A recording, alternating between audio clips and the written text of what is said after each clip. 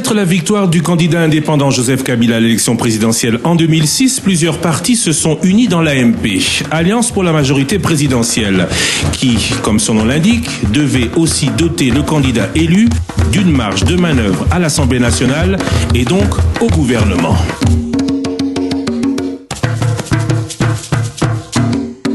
L'entre-deux-tours amena avec l'AMP à la formation d'un ensemble élargi au PALU d'Antoine Gizenga, arrivé 3e à la présidentielle, et à l'UDEMO de François Nzanga Mobutu, arrivé lui 4e. C'était pourtant déjà difficile avec la seule AMP. 4 ans plus tard, quel bilan de l'action, mais aussi de la cohésion de cette AMP PALU-UDEMO? Pour en parler, le Top Press reçoit ce samedi Louis-Alphonse Koyagialo Baté Seguerengbo, le numéro 2 de l'AMP. Monsieur Koyagialo, bonjour. Bonjour.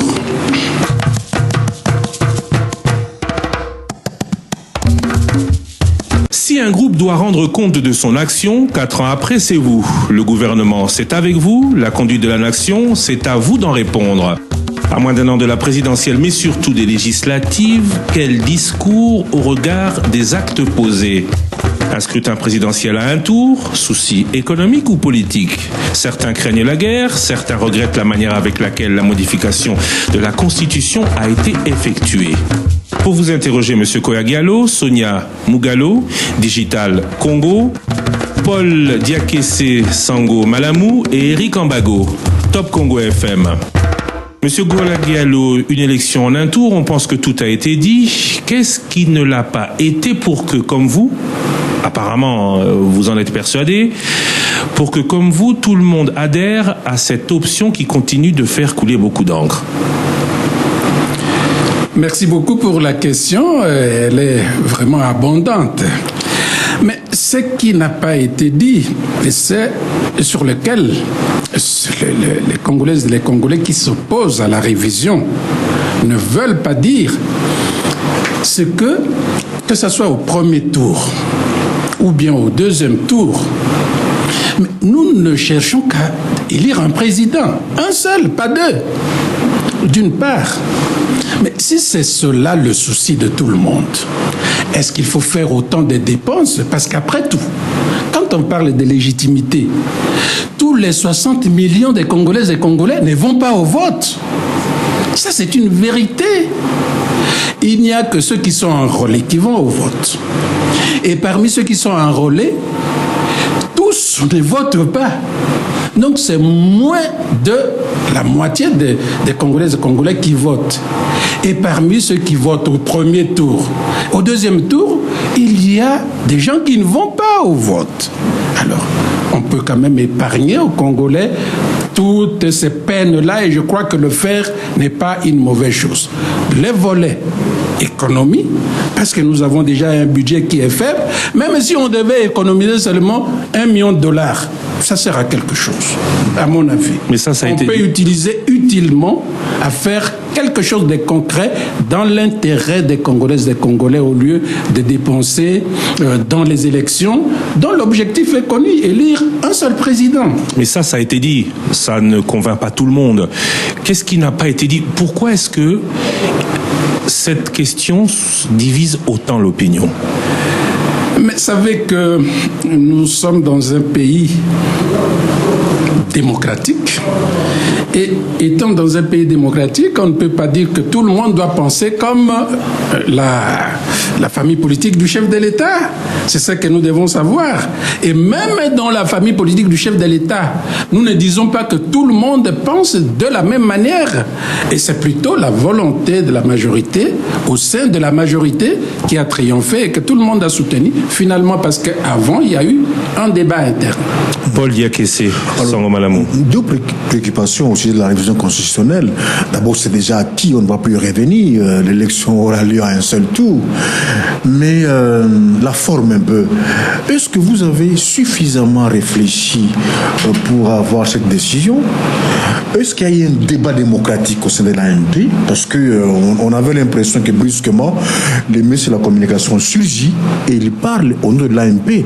Ça surprend plus d'une personne parce que le gouvernement gouvernement n'a pas tenu son conseil, monsieur secrétaire exécutif. Non, le ministre de la Communication est porte-parole du gouvernement, comme vous venez de le dire, mais il n'a pas surgi comme ça à l'insu de tout le monde, à l'improviste, pour dire ce qu'il a dit.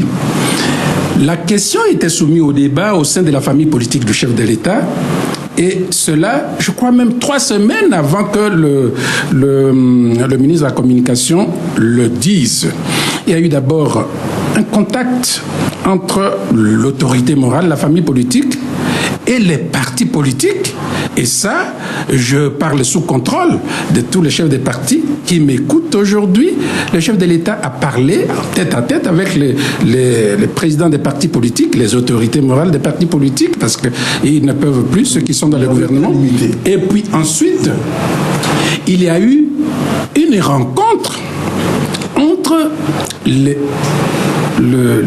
secrétariat exécutif et les présidents des groupes parlementaires, aussi bien de l'Assemblée nationale qu'au niveau du Sénat.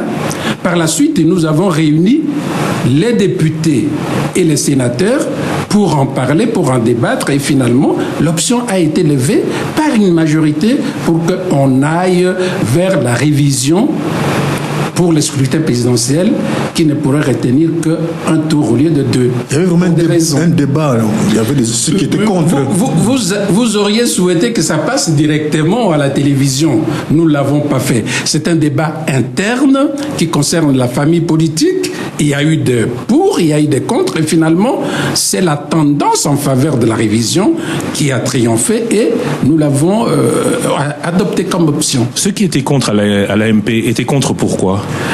Mais ils avaient leur raison, n'est-ce pas? Principalement. Ils avaient leur raison, ils parlaient des habitudes qu'on va secouer comme ça, et qui ne risquaient pas d'être acceptées facilement dans l'opinion, et tant d'autres raisons. Mais nous avons préconisé d'abord la raison économique. Il faut épargner le peu que nous avons, et puis par la suite, nous avons dit que élu au premier tour ou au deuxième tour, c'est toujours un président de la République, un seul. Et puis ensuite, tous ne votent pas quand on va au deuxième tour. Et vous avez constaté quand vous lisez la statistique des électeurs au premier tour ou au deuxième tour, il y a des perditions. Au deuxième tour, il y a des gens qui disent que non, nous avons déjà voté, pourquoi on veut encore nous amener au vote? Et ensuite, regardez-moi très bien. Mais le centre de vote, c'est pas à 2 pas de l'électeur dans notre pays. Vous connaissez cette dimension. C'est parfois à 10 km, à 20 km. Ayez quand même pitié pour ces paysans qui doivent chaque fois faire cette gymnastique-là, tout simplement pour aller déposer un bulletin de vote. Et aujourd'hui, je vais vous donner un exemple. Ça va peut-être choquer mes frères de l'Équateur. À l'Équateur, le président Kabila a eu 2,2, 2,5. Donc, moins de 10% d'électeurs. Aujourd'hui, le président Kabila, vous avez déjà entendu qu'il a été lapidé à l'Équateur parce qu'on n'a pas voté suffisamment pour lui, parce qu'il a été mal voté à l'Équateur, et que non, il a été plusieurs fois ovationné, et j'ai même entendu, étant dans sa suite, des gens qui criaient « Igwe Sikayoyo ». Sonia Mugalou, Digital Congo. Monsieur Koyagalo, je voudrais d'abord revenir sur ce que vous avez dit tout à l'heure par rapport au ministre de la Communication, avant qu'il ne passe à la télévision pour annoncer avec pompe qu'on allait finalement aller à un scrutin à un seul tour. Vous avez semblé dire tout à l'heure à Paul Diakessé que la majorité s'était concertée préalablement. On a quand même vu dans les faits, dans le déroulement des faits, que le chef de l'État n'a rassemblé l'AMP qu'après que le ministre ait parlé à Kingakati. Qu'est-ce qui s'est passé? Apparemment, il était aussi surpris. C'est comme si c'est en ce moment-là que vous avez essayé d'accorder vos violences. C'est le premier aspect. Dans le deuxième aspect, j'aimerais aborder la question économique. Quand est-ce que finalement la majorité au pouvoir s'est rendu compte qu'il n'y avait pas d'argent pour organiser le second tour? D'autant plus que dans le budget, il y avait une ligne de démarcation pour l'organisation des élections de 2011. Où est parti en fait cet argent qui servait aux élections de 2011? Merci beaucoup pour la question, madame. Pour ce qui concerne le premier volet de votre question, n'est-ce pas? L'autorité morale de l'AMP n'a pas été surpris comme vous semblez le dire.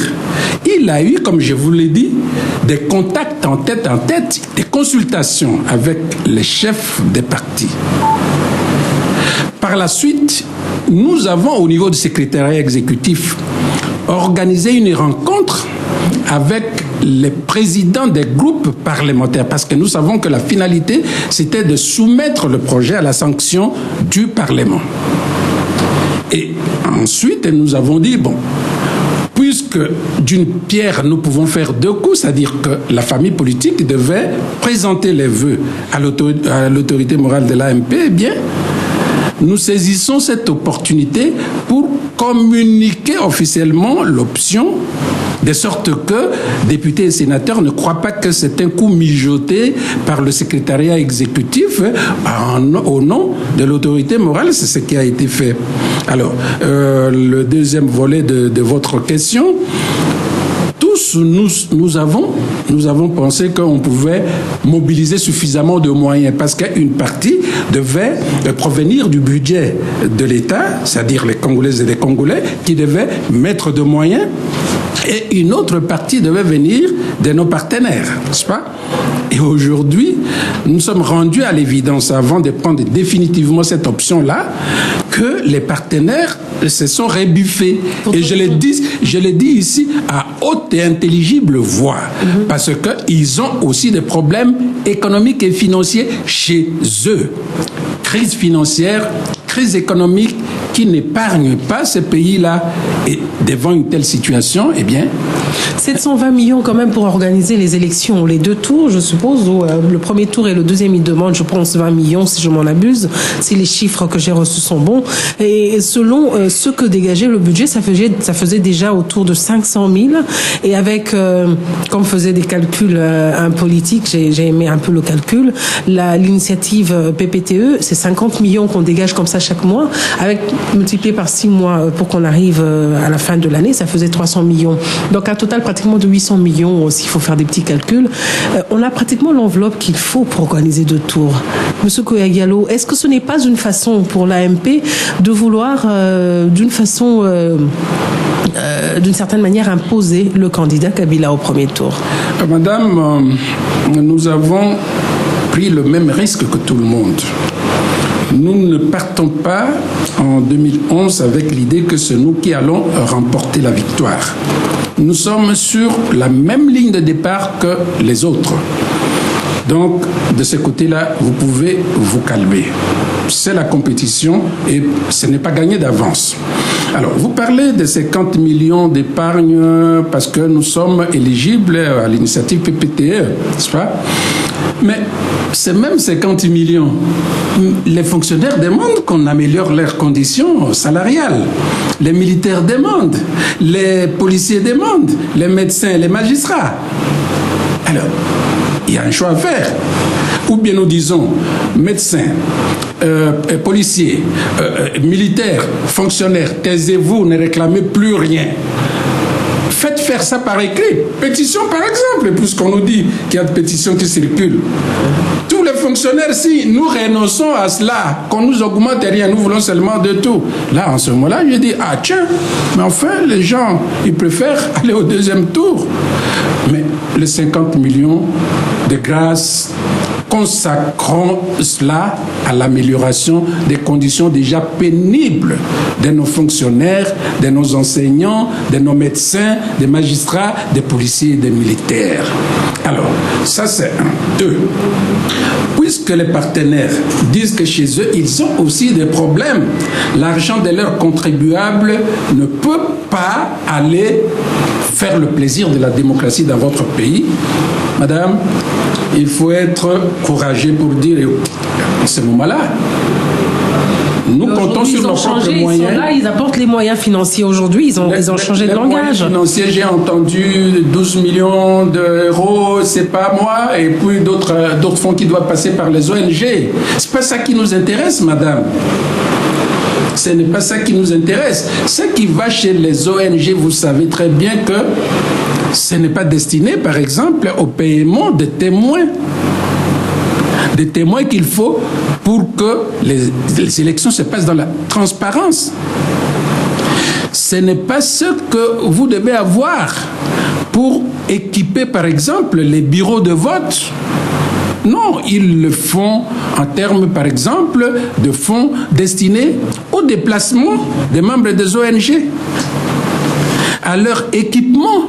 Donc, ça ne nous profite pas directement, nous, Congolaises et Congolais.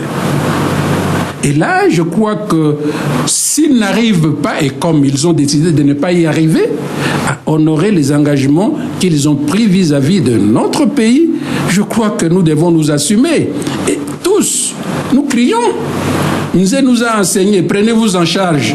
Maintenant, pourquoi nous, après avoir crié, que Nzé nous a enseigné de nous prendre en charge, maintenant nous disons, non, laissons que les partenaires nous prennent en charge. On s'est contredit. Pourquoi ça ?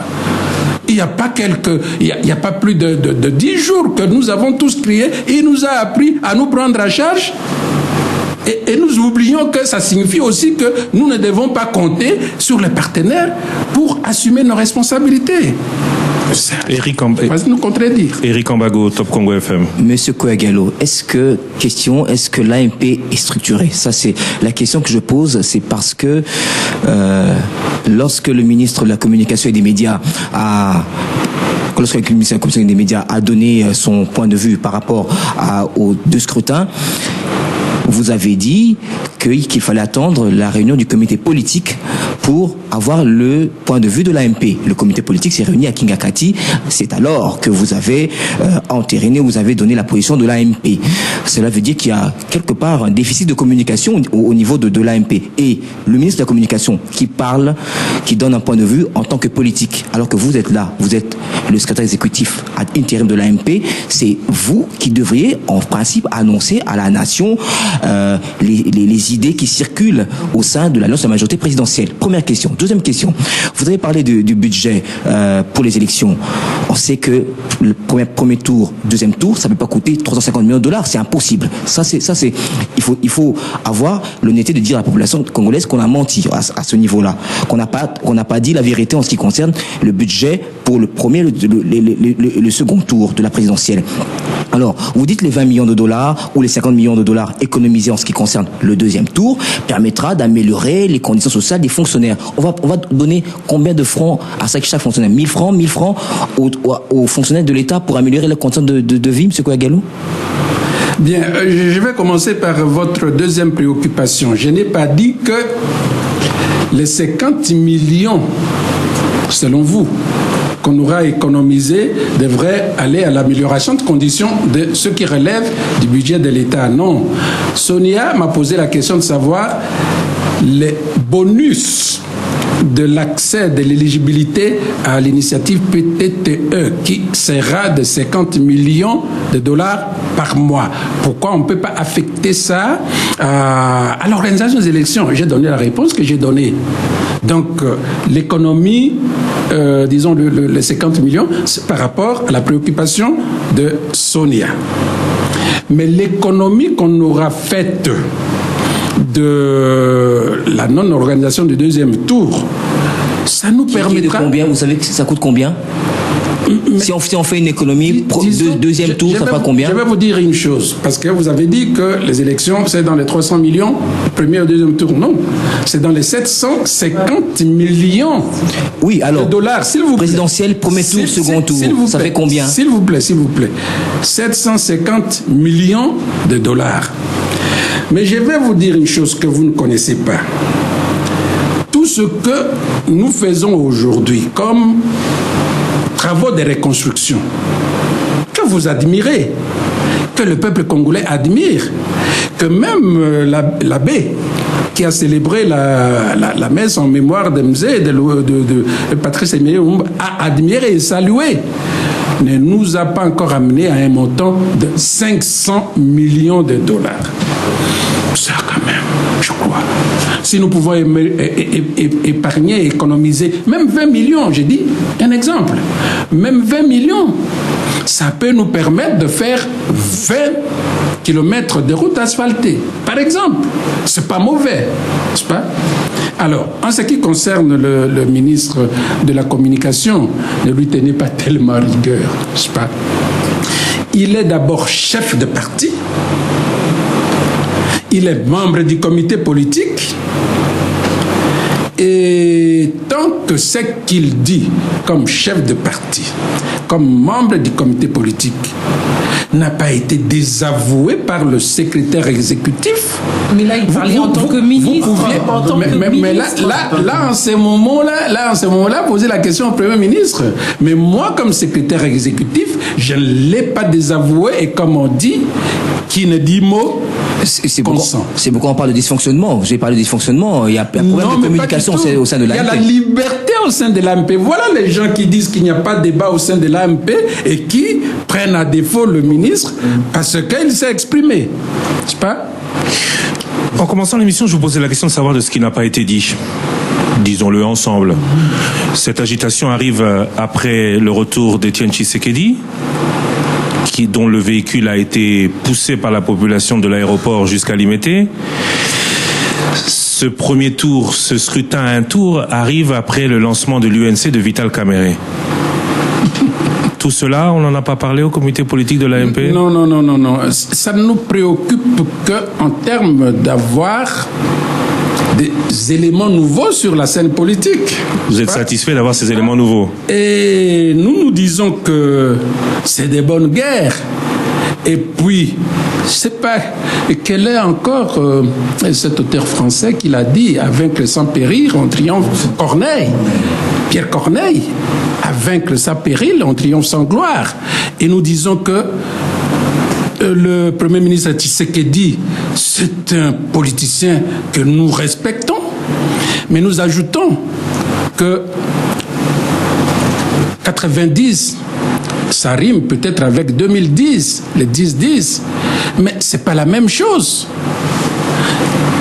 L'IDPS Tshisekedi que nous avons connu en 2010, et moi personnellement je connais parce que j'ai eu l'occasion de négocier avec lui la réintégration du MPR parti État, et j'ai beaucoup blagué avec lui, il me connaît. Alors, j'ai dit que c'est pas la même personne, n'est-ce pas? Et ça ne nous fait pas peur. Ça, c'est un. Deuxièmement, Vital, c'est un enfant de la maison. Un enfant de la maison qui vous quitte, ça vous fait très mal au cœur, mais il est parti, il veut prendre, il veut voler de ses propres ailes. Mais il faut lui souhaiter tout simplement bonne chance, n'est-ce pas? Et avec cet avantage qu'on se connaît, avec nos atouts, avec nos faiblesses. Voilà. Cela n'a en aucun cas fait partie de la décision de faire en sorte que, parce que les choses changent, au premier tour, c'est plusieurs candidats, au second tour, c'est un candidat face à l'autre, et une dynamique peut-être d'une opposition face à une majorité. Cela n'a pas participé, vous pouvez nous le dire et redire. Peut-être que dans 5 ans, vous ne serez plus à l'AMP et que vous commencerez, comme d'autres peut-être, à dire ce que vous ne dites pas aujourd'hui. Cela n'a pas participé à cette prise de décision? J'en rigole un peu, Christian. Pourquoi? Parce que en 2006, c'était pas différent.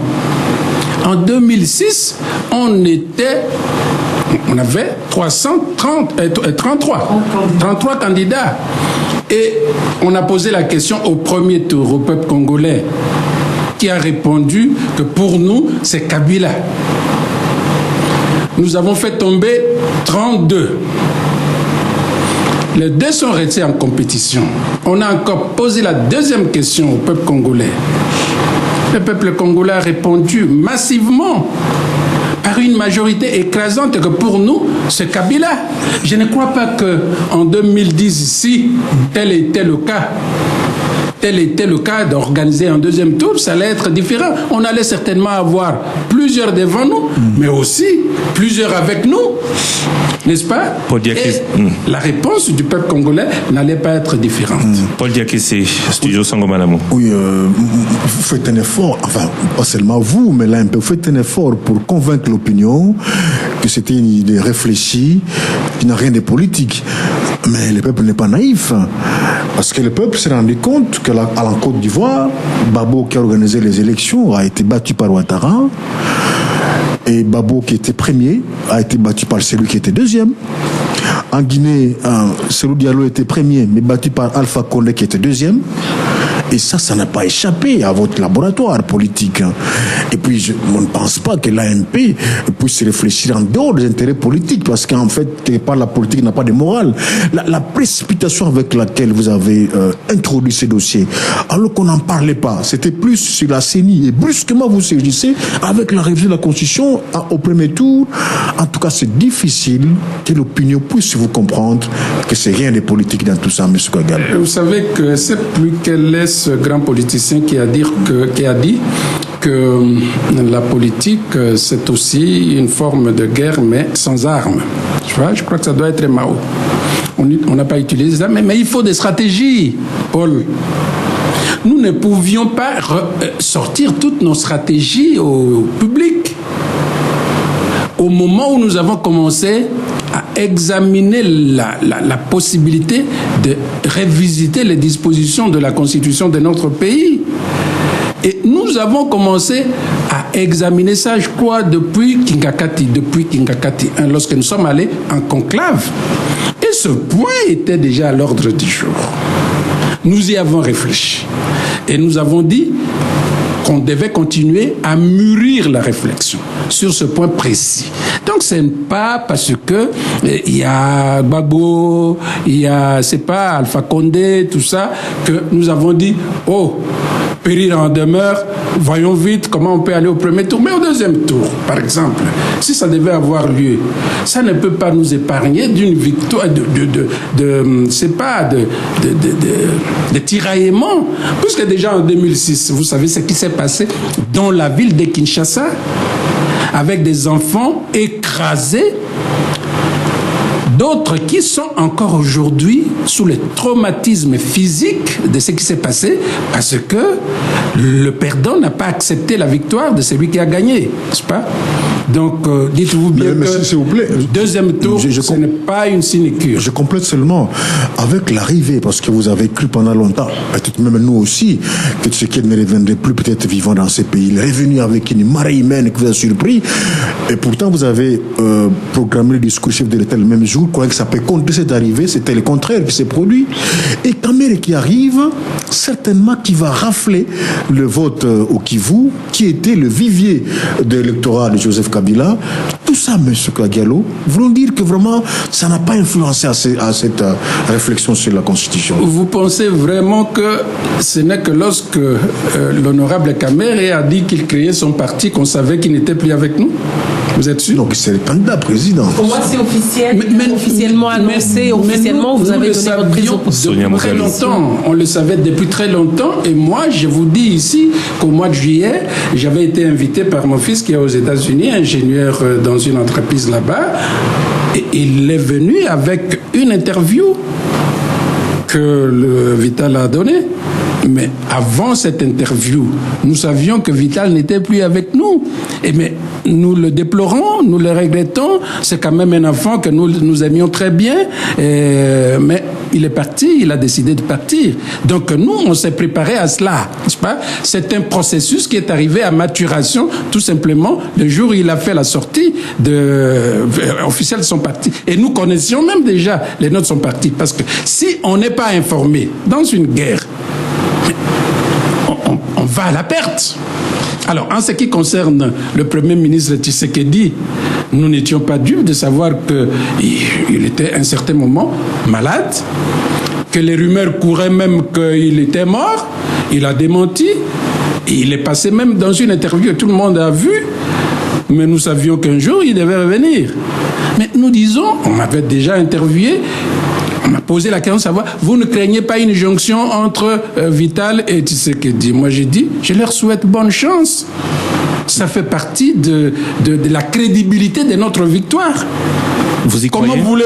Comment voulez-vous qu'on aille en compétition contre Christian, alors que nous savons que Christian il fait du journalisme et il va s'essayer tout simplement et nous remporter et nous crions victoire. Ça ne vaut pas de la palme. Sonia Mogalo, Digital Congo. Gallo, je pense qu'on ne va pas vous lâcher de sitôt sur cette question. Je reviens encore. C'est peut-être aussi une façon de l'AMP d'écarter tous ceux qui pouvaient espérer avoir des alliances pour se retrouver après les élections de 2011, qui Premier ministre, qui à l'Assemblée nationale ou au Sénat. C'est-à-dire que vous ne voulez pas d'alliés comme ça a été le cas en 2006 parce que l'AMP a été déçue d'une certaine manière, ou une certaine opinion estime en même temps que ce premier tour, c'est pour écarter de vous ce débat contradictoire. Non, madame, l'AMP, c'est déjà une alliance, pas? Il y a le PALU, il y a l'UDEMO qui sont en dehors de l'AMP. Des partis politiques et des personnalités politiques indépendantes au sein de l'AMP. C'est déjà une alliance. Ça, c'est un. Deuxièmement, nous avons les alliés de l'AMP qui sont là et qui n'ont pas encore dit qu'ils prenaient distance par rapport à l'AMP et qui continuent à cheminer avec nous. Et nous n'avons vraiment pas de raison de dire qu'ils ne seront pas avec nous. Donc, organisons un seul tour pour pouvoir nous débarrasser d'eux. Non, on battra campagne ensemble et puis on tiendra compte de résultats par rapport au nombre de députés, parce que c'est le critère sur lequel nous nous basons pour attribuer des postes. Celui qui aura présenté, la composante qui aura présenté le plus grand nombre de députés peut légitimement revendiquer la primature, peut légitimement revendiquer un poste ministériel. Et là, ça rentrera en ligne de compte. Vous fouillez le débat?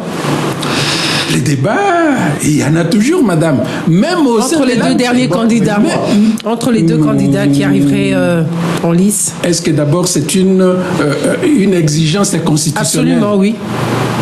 Et alors, quand bien même ça serait ça, puisque moi je n'ai pas souvenance, moi qui ai participé activement, et j'insiste, à la rédaction de la Constitution, je n'ai pas souvenance que le débat doit avoir lieu entre les deux candidats. Je crois que c'est une coutume que nous avons héritée de certains pays occidentaux, et nous disons, comme en France, entre les deux tours, il y a débat entre les deux candidats, donc au Congo, il doit aussi avoir... Mais en 2006, comme en Côte d'Ivoire. En 2006, il n'y a pas eu de débat. On n'a pas pour autant considéré que l'élection est inconstitutionnelle parce qu'il n'y a pas eu de débat. C'est pas? Monsieur Kouya-Diallo, vous avez cité le mot après 2011. Aujourd'hui, vous êtes avec le PALU, avec l'UDEMO. Est-ce que vous irez à ces élections avec les mêmes alliés? Est-ce que l'AMP, qui était Alliance pour la majorité présidentielle pour l'élection de 2006, c'était là mon introduction, vous ne l'avez pas démenti, sera aussi AMP pour ce même candidat en 2011? Il n'y a rien qui dit le contraire, parce que il y a quelques mois, tous les sociétaires de l'AMP ont réitéré leur confiance à l'autorité morale, et ensemble, ils ont pris la décision de le soutenir pour l'élection 2011. Du côté des alliés, nous n'avons pas le même pacte. Le pacte que nous avons conclu avec les alliés, c'est pour aller jusqu'en 2011. Si après 2011, donc si à l'occasion du scrutin de 2011, les alliés veulent rester avec nous, c'est tout ce que nous souhaitons, parce que nous avons évolué ensemble. Il n'y a vraiment pas de raison que l'un ou l'autre se détache pour combattre le travail que nous avons fait ensemble. Ce n'est que la logique. C'est pour ça que vous ne leur avez donné qu'un poste à la CENI à partager entre PALU et UDEMO? Non. Vous savez, nous sommes une multitude dans la coalition, et je crois que tous n'ont pas été satisfaits. Il y a, si vous voulez, chaque composante avec son autonomie et nous avons tenu compte de critères habituellement pris en compte pour la répartition, pour la gestion des ambitions, c'est-à-dire le nombre de députés. Alors, nous avons dit que le PPRD, qui a le plus grand nombre de députés, devait avoir un délégué au sein de CENI. Par la suite, nous nous sommes dit que dans l'impossibilité de satisfaire l'ambition de tout le monde, eh bien, tous les autres partis membres de l'AMP mis ensemble peuvent désigner un délégué. C'est ce qu'ils ont fait sans encombre. Par la suite, on s'est dit, bon, il y a les indépendants qui ne sont pas des partis politiques, mais qui constituent un groupe parlementaire important. Qu'ils désignent un délégué. C'est ce qu'ils ont fait. Ils ont préféré se référer à l'autorité morale de l'AMP, qui est aussi indépendant, parce qu'il s'est présenté à la magistrature suprême comme candidat indépendant. On lui a laissé le soin de désigner un candidat. Eh bien, nous en avons désigné 3. Par la suite, il reste un poste entre Palou et Udemo. Nous leur avons demandé de se mettre ensemble pour se faire des concessions, puisque une multitude de partis membres de l'AMP se sont fait concessions pour laisser au MSR le soin de désigner un candidat. Il a désigné. Pourquoi 2 ne peuvent pas s'entendre pour désigner? Bon, ils ne l'ont pas fait. Eh bien, finalement, on a appliqué le critère du nombre de députés. Palou ayant plus de députés que Udemo comme parti, pas comme groupe parlementaire, eh bien, c'est Palou qu'il était appartenu de désigner le candidat. Merci de nous avoir répondu à cette question, mais ce n'était pas le but. Le but, c'est est-ce qu'en 2011, vous serez toujours ensemble? Si vous saviez plus d'un an à l'avance que M. Etienne Tshisekedi allait se porter mieux, que Vital Kamerhe allait créer son parti, vous allez pouvoir quand même nous dire, puisque je reprends vos mots, quand on va à la guerre, on doit savoir qui sont ses adversaires, si vos alliés seront avec vous dans moins d'un an. Bien sûr. Nous disons que nous avons quelques bribes d'informations qui nous semblent fiables et nous les traitons avec beaucoup de précautions d'usage. Nous savons sur qui nous pouvons nous appuyer. Qui? À 100%, je ne peux pas encore dévoiler. Le Palu? Et sur non, parce qu'il y en a 2, il y a nous le ne Palu et pouvons que parier avec beaucoup de modération, et nous savons aussi qui peut aller avec nous, qui éventuellement ne peut pas aller avec nous. Mais à ce niveau, je ne peux encore rien dire. Sonia Mogalo. L'UDEMO aussi, il faudrait en parler clairement, M. Koya-Diallo. Essayons d'aller droit au but. L'UDEMO s'est prononcé. Le président de l'UDEMO, M. Zanga, est passé sur une chaîne périphérique où il a annoncé qu'il sera candidat président en 2011. Vous avez déjà consommé le divorce, vous ne voulez pas le dire officiellement? Madame, je l'apprends de vous. Mais je dis aussi que nous avons un partenariat qui va jusqu'à la fin de la mandature. Nous ne sommes pas encore à la fin de la mandature. Et si l'UDEMO, comme vous venez de me le dire, annonce la candidature de son leader, je ne crois pas que ça doit être en dehors d'un congrès. Or, à mon avis, l'UDEMO n'a pas encore organisé un congrès, donc pour moi, je ne prends pas encore ça en considération. Vous intervenez dans la vie politique de votre allié. Éric Ambago, Top Congo FM. Joseph Kabila a été candidat indépendant en 2006. Est-ce que s'il est éventuellement candidat de l'AMP, il sera candidat indépendant ou il y aura on va constituer un groupe homogène, AMP, Kabila candidat de l'AMP? Première question. Deuxième question. Est-ce que les élections seront véritablement libres? Je pose cette question. Pourquoi? Parce que il y a aujourd'hui une pétition qui est en train d'être signée. À Butembo, par exemple, il y a une pétition qui est en train de signer contre la révision de la Constitution.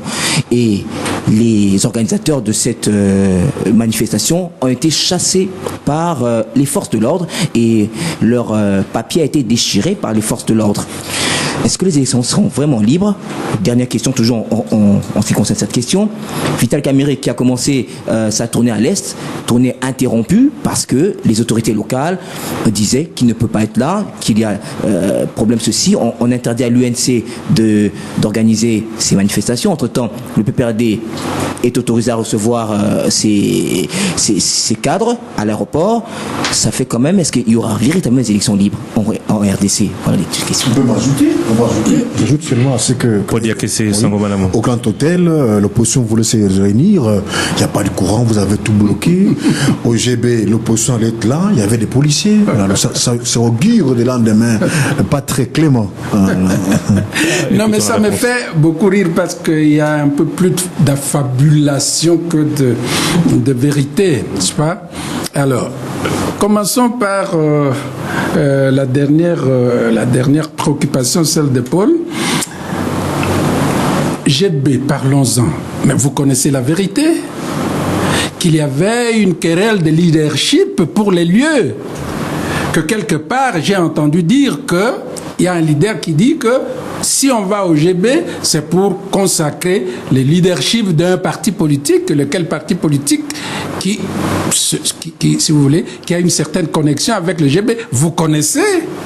C'est ainsi que ça a échoué. Il n'y avait pas de policiers là-bas. C'est du mensonge. Laissons les mensonges. Ne donnons plus toujours dans l'imaginaire populaire que la politique, c'est l'art de mentir. Boukila et moi, Lokuta, Mokanasa, et moi, politique. Non! C'est du mensonge, je vous le dis, et je suis prêt à ce qu'on me coupe la main si je ne dis pas vrai. Au Grand Hôtel. N'est-ce pas? Alors, je ne resterai pas manchot, hein, cette main-là. N'est-ce pas? Alors, en ce qui concerne la liberté d'expression, les élections libres et transparentes, c'est la vérité, c'est même l'évidence, c'est même la condition sine qua non de la crédibilité de notre scrutin. Et ça sera le cas, n'est-ce pas? Ça signifie quoi, libre? Que tous ceux qui sont à mesure de voter doivent aller voter sans contrainte ni entrave. Ça sera le cas. Que ceux qui auront déposé leur bulletin dans les urnes, qu'on ne va pas, par une procédure peu recommandable, altérer leur voix, leur volonté. Ça, il faut vous dire que ça sera le cas.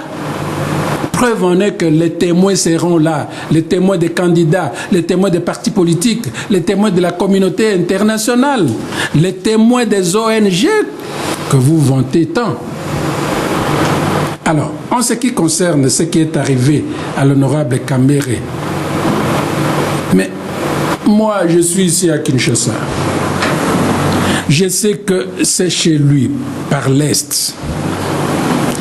Je sais qu'il a amené beaucoup de voix par son dynamisme, sa pugnacité, pour dire aux gens, il a même écrit « Pourquoi j'ai choisi Kabila ?» Mais vous savez que le peuple congolais aujourd'hui, ce n'est pas un peuple mouton comme les moutons de Panurge. Il s'est dit, mais il n'y a pas longtemps, vous nous avez dit tout ça, mais vous revenez encore ici pour nous dire quoi? Il y a des gens pour, il y a des gens contre, et entre eux, il y a eu des affrontements. Vous n'étiez pas instrumentalisé, ceux qui étaient contre. Là, il faut bien le prouver, hein. Il peut bien le prouver, puisque... Mais l'autorité de la ville a également annoncé qu'il interdisait toute manifestation.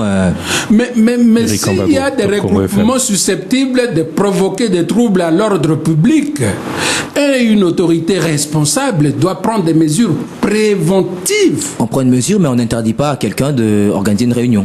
Mais ça fait partie des mesures préventives. À qui doit, au Maniema, par exemple, Kamere n'a pas pu descendre sur place parce qu'il lui interdit de descendre là-bas. Là, moi, je ne sais pas. Je sais tout simplement qu'il y avait une bagarre entre certains militants et d'autres militants, et lui-même ayant considéré que les conditions de sécurité n'étaient pas réunies, c'est que j'ai eu comme version, il a préféré s'abstenir d'aller.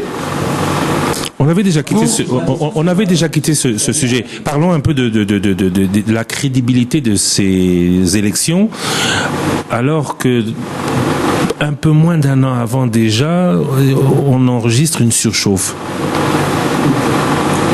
Aucune crainte pour ces élections? Non, vous savez que nous sommes dans... C'est comme un avion qui entame les manœuvres de décollage, n'est-ce pas? ça met un peu tout le monde sur ses nerfs. Et lorsqu'on a atteint la vitesse de croisière, monsieur, vous pouvez desserrer votre ceinture de sécurité, vous pouvez fumer pour ceux qui sont autorisés à fumer, et ainsi de suite. Eh bien, on est dans la manœuvre de décollage. C'est tout à fait normal que la tension monte. Paul Diakessé. Quand vous avez pris beaucoup de temps pour mettre sur le pied la CENI, vous avez fait vaciller les gens de gauche à droite, et in fine, vous reconnaissez la même personne. C'est du temps perdu. Mais vous savez que dans toute action politique, les compromis ne peuvent pas manquer. Mais si on avait tenu absolument rigueur des pieds de la loi, on ne serait pas avancé. Ce n'était pas une façon de dire à l'opposition, calmez-vous, voici le cadeau. Mais non, pas du tout. On ne fait pas de cadeau en politique. Des compromis, oui. On peut faire des compromis. Et comme on a fait des compromis quand Vital était encore président de l'Assemblée nationale, des gens qui ont une double nationalité. Rappelez-vous la motion Makila. Oh là. À qui on a demandé de quitter l'Assemblée nationale parce que n'y siègent que les Congolais. Ils sont beaucoup? Je ne les connais pas. Mais vous avez dit, vous avez demandé. À qui vous avez demandé? Parce que là, on est toujours au moratoire, puisque vous abordez le sujet. On est toujours au moratoire. Le moratoire n'est plus là. On y revient. Et ils sont combien? Puisque vous l'avez dit, on le leur a demandé. Je n'ai aucune idée du nombre, mais je sais que l'Assemblée ayant voté pour un moratoire signifie qu'il y a quand même des Congolais qui ont une double nationalité au sein de l'Assemblée nationale. Et on a trouvé un compromis de le garder là-bas jusqu'à ce qu'on termine les mandats. Quand vous parlez de la législature prochaine, pas seulement vous, même les autres de l'AMP, vous donnez l'impression que vous aurez encore la majorité à la prochaine législature. Et si tant est que vous n'en avez pas, parce qu'aujourd'hui, du fait que vous ayez révisé la Constitution un seul tour, ça discrédite une bonne partie des députés auprès de leur base. Donc il est fort à parier que vous n'ayez pas la majorité en 2011. Que ferez-vous en ce moment-là? Vous êtes trop prétentieux. Enfin, c'est une petite... Vous êtes trop prétentieux. Vous voulez parler en lieu et place des électeurs. Vous, à partir de Kinshasa, vous savez que là, au village, là, à Malembankoul, à Mwanza, là-bas, tout le monde voit ce qui se passe ici à Kinshasa et que tout le monde sait ce que ça signifie, premier tour et deuxième tour. Alors que c'est une démarche démocratique qui est envisageable. C'est possible aussi démocratiquement que vous perdez des élections. Mais oui, bien sûr. C'est pas une prétention, M. Ouaggalo. Pourquoi pas? Non, parce que vous prétendez, vous donnez l'impression de prendre déjà, si vous voulez, comme vrai, ce que pensent les électeurs. Et si ça peut être un des motifs, mais pour une fraction des électeurs, mais pas pour tous les électeurs. Sonia Mogalou, Digital Congo. En tant que politique, vous avez aussi le devoir de sensibiliser, d'informer suffisamment la population sur tous les méandres des élections. Est-ce que l'AMP informe suffisamment, ou l'AMP, pour rejoindre un peu la préoccupation de Paul Diakessé, a peur d'expliquer c'est quoi finalement le scrutin à un tour, de peur d'être désavoué dans certains points? Faites-moi confiance. Et je reviens quand même à une préoccupation de Eric Ambago à laquelle vous n'avez pas répondu. Kabila, candidat indépendant en 2006, sous quel label va-t-il se présenter en 2011? Okay. Parce que finalement... Je m'excuse. Excusez-moi, je voudrais glisser en disant qu'à un moment, on a entendu des slogans de genre pour soutenir Kabila, il faut adhérer au PPRD. Est-ce que finalement, on va tout rassembler au sein du PPRD, tout le monde va devenir PPRD pour que Kabila soit candidat PPRD, ou vous avez trouvé une autre formule pour que tout le monde l'accepte et qu'il soit accepté? Non, et déjà, je peux vous dire que le président Kabila ne sera pas candidat du PPRD, qui est mon parti, n'est-ce pas? Il sera candidat de l'AMP.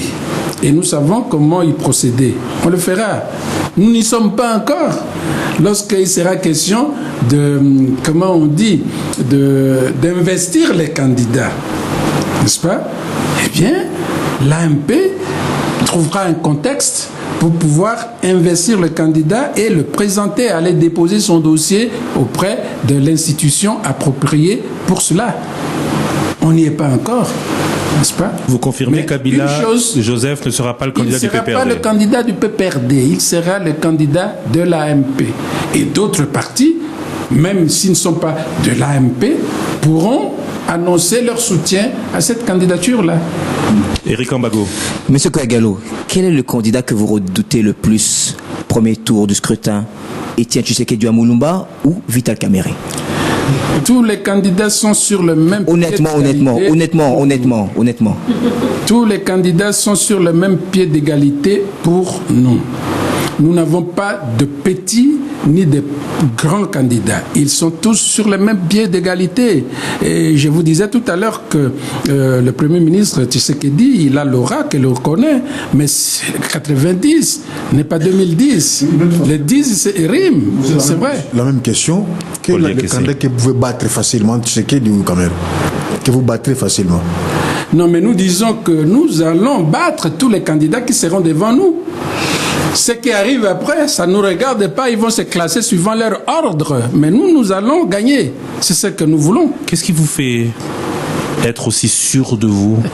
Regardez, on arrive sur le bilan des 4 dernières années. Vous êtes content de ce que vous avez réalisé? Vous pensez qu'avec vous, les électeurs vont décider de vous accorder 5 années supplémentaires? Christian, nous disons que nous avons hérité d'une situation catastrophique. Et ça, vous le savez. Les conditions de sécurité étaient exécrables. Aujourd'hui, la sécurité est revenue dans notre pays. Quelques escarmouches ne peuvent nous empêcher d'affirmer qu'aujourd'hui, on peut circuler sur toute l'étendue du territoire national. Ça, c'est un. Deuxièmement, la guerre, plutôt les guerres que nous avons connues, ont détruit le pays, ont détruit les infrastructures routières, ont détruit le brin de structures économiques que nous avons à travers toute la République. L'État n'a pas la compétence de créer des entreprises, de créer des unités de production, des unités de commercialisation, mais d'élaborer les infrastructures collectives pour que l'économie puisse marcher. Nous avons commencé et ne voient pas que ceux qui ne veulent pas voir, n'est-ce pas? Et j'ai beaucoup aimé le témoignage de l'abbé, je n'ai pas son nom, Coco, je crois, qui a dit qu'il partait sur le boulevard dans l'intention d'aller à sa paroisse, n'est-ce pas? Et il s'est rendu compte qu'il était au niveau de la gare parce qu'il faisait très beau dérouler. Ce qui est vrai pour Kinshasa l'est aussi pour certaines provinces. Aujourd'hui, vous pouvez partir de Beni jusqu'à Kisangani sur une bonne route. Vous pouvez partir de Lubumbashi jusqu'à Kasenga, Kasomeno, sur une bonne route. Les conditions, par exemple, de travail des inspecteurs de l'enseignement, qu'on avait oublié depuis très longtemps, mais qui sont aujourd'hui dotés de moyens de transport mécanisés, motorisés. C'est pas un bilan, ça. La distribution qu'on a faite de kits scolaires aux élèves des écoles primaires, c'est pas un bilan. La gratuité jusqu'en classe de 3e, on ne peut pas en parler vraiment. L'hôpital là, qui était abandonné par les Belges depuis 50 ans, que tous appelaient, et vous aussi, Koweït, c'est-à-dire règne du désordre et du chaos. Aujourd'hui, qui peut encore reconnaître? Si on pouvait réveiller les morts pour venir visiter, mais ils se diraient, mais où est-ce que nous sommes? Ça doit faire plaisir, quand même. Oui, mais la question est la suivante aussi. L'avenue, le boulevard Lumumba, qui porte le prestigieux nom du héros national. Travaillez de fond en comble, s'il vous plaît. Et je crois que le Premier ministre Tshisekedi ne se reconnaissait plus quand il passait par là, parce que là, je n'ai pas entendu que rien n'est fait. Est-ce que vraiment on peut dire qu'on n'a pas un discours? Et nous vous réservons des surprises, vous allez voir. Dans les mois qui viennent, vous allez voir ce qui pourra être fait dans l'intérêt de notre peuple et qui va encore meubler notre bilan. Oui, mais à cette question ou à ces affirmations, on peut vous opposer le fait que vous avez réussi cela, mais si vous aviez mieux travaillé, peut-être vous auriez réussi encore plus.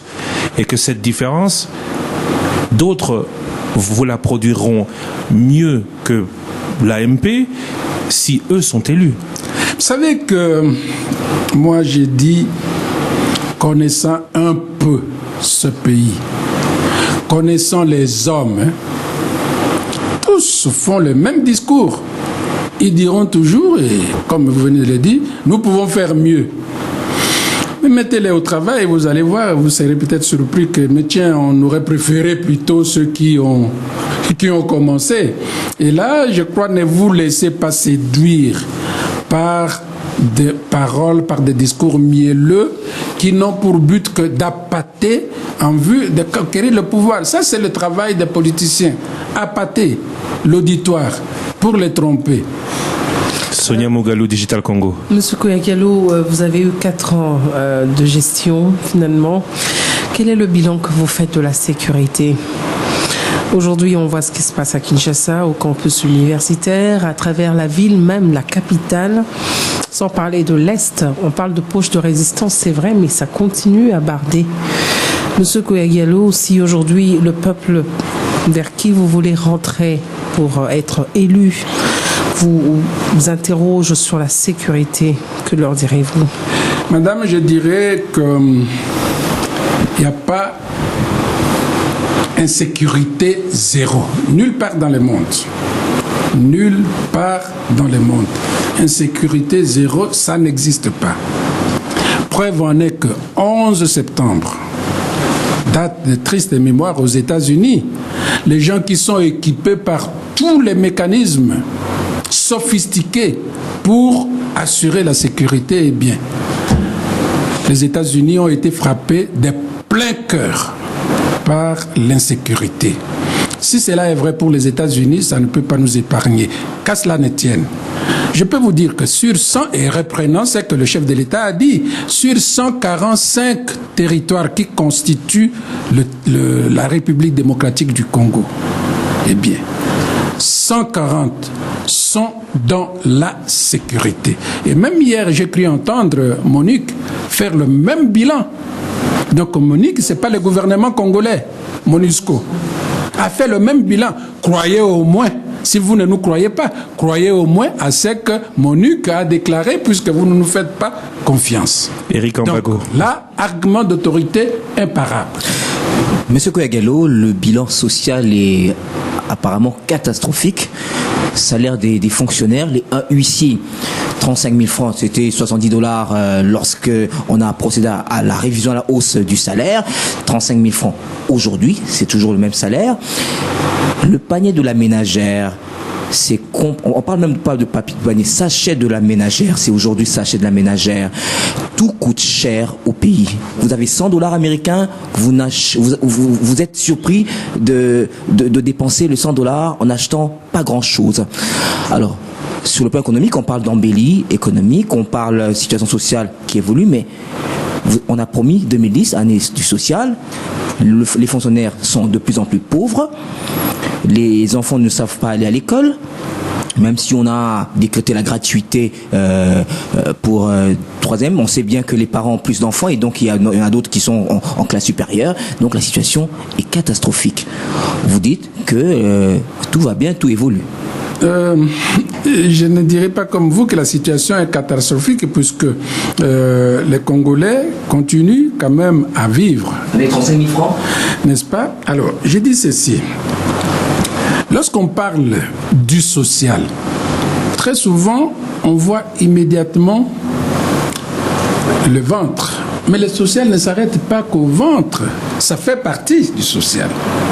Le problème de l'alimentation. Mais si on peut énumérer tout ce que l'on fait dans ces secteurs, parce que le social comprend l'éducation, comprend la santé, comprend l'accès à l'eau et à l'électricité, comprend l'accès au logement décent. Alors, là où nous ne pouvons pas dire qu'on a tout fait, nous le reconnaissons. Il y a un effort à faire au niveau de l'amélioration des conditions salariales de ceux qui relèvent du budget de l'État. Cela est tout à fait vrai. d'une part et d'autre part. Quand vous parlez de le sachet, de la ménagère et tout ça, c'est la loi de l'offre et de la demande. C'est classique et jusqu'ici, il n'y a personne qui l'a démenti. Mais pour offrir, il faut produire. Pour produire, il faut travailler. Et pour travailler, si vous avez travaillé, pour faire parvenir le produit du travail chez les consommateurs, il faut des routes. On est en train de travailler la route pour ça. Et je peux vous dire que c'est à Kinshasa particulièrement que le problème se pose avec acuité. Je vais vous donner l'exemple de mon petit patelin là, de mon bail. Incapable d'acheter ce qu'on produit. Des arachides, du maïs, des haricots, du riz. L'offre est là, mais il n'y a que l'argent qui manque. L'argent manque, pourquoi? Parce que il y a déficit d'irrigation de la masse monétaire. Et alors là, si je vous dis aujourd'hui qu'à Mumbai, comment on appelle ça, la grappe de banane plantain que vous achetez ici à 4 000 francs. Mais avec 2 000 francs, j'achète un régime à Mumbai. Le poisson mboto que vous achetez ici, c'est pas à 30 000 francs. Avec 5 000 francs, 5 000 francs, j'achète à Mumbai. Donc, pour ceux qui sont là, ils vont dire que mais on n'a pas ce problème. Paul Diakessé. Vous ne pensez pas que ce point positif que vous avez soulevé risque d'être anéanti par des points négatifs très saillants? Il y en a beaucoup. J'en cite quelques-uns. Je n'en discute pas. Il y en a beaucoup. Je m'en veux citer quelques-uns. Oui. Vous êtes de l'Équateur. Où serait Oudjani?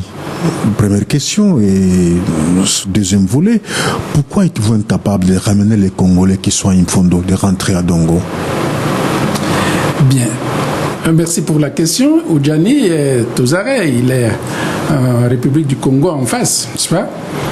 Il a été dans ce que vous connaissez, le phénomène Enyele, et il est neutralisé parce que la bonne entente entre les deux pays a permis à ce qu'on le mette hors d'état de nuire. Les Congolais qui sont à Dongo... Mais Oudjani est Congolais, pourquoi il ne peut pas... Pourquoi vous avez annoncé, tambour battant, qu'Oudjani serait bientôt extradé, mais jusque-là, on ne l'a pas encore. C'est le souhait. Et nous, en faisant cette déclaration, nous fions aux bonnes relations qui existent entre nos deux pays, mais chaque pays a ses raisons. Que la raison elle-même ne peut pas. Même le général Mounene, vous n'avez pas d'assurance qu'il serait extradé. Mais au moins, il est arrêté et mis hors d'état de nuire, n'est-ce pas? Alors là, en ce qui concerne le retour de nos réfugiés, le retour des réfugiés est toujours volontaire.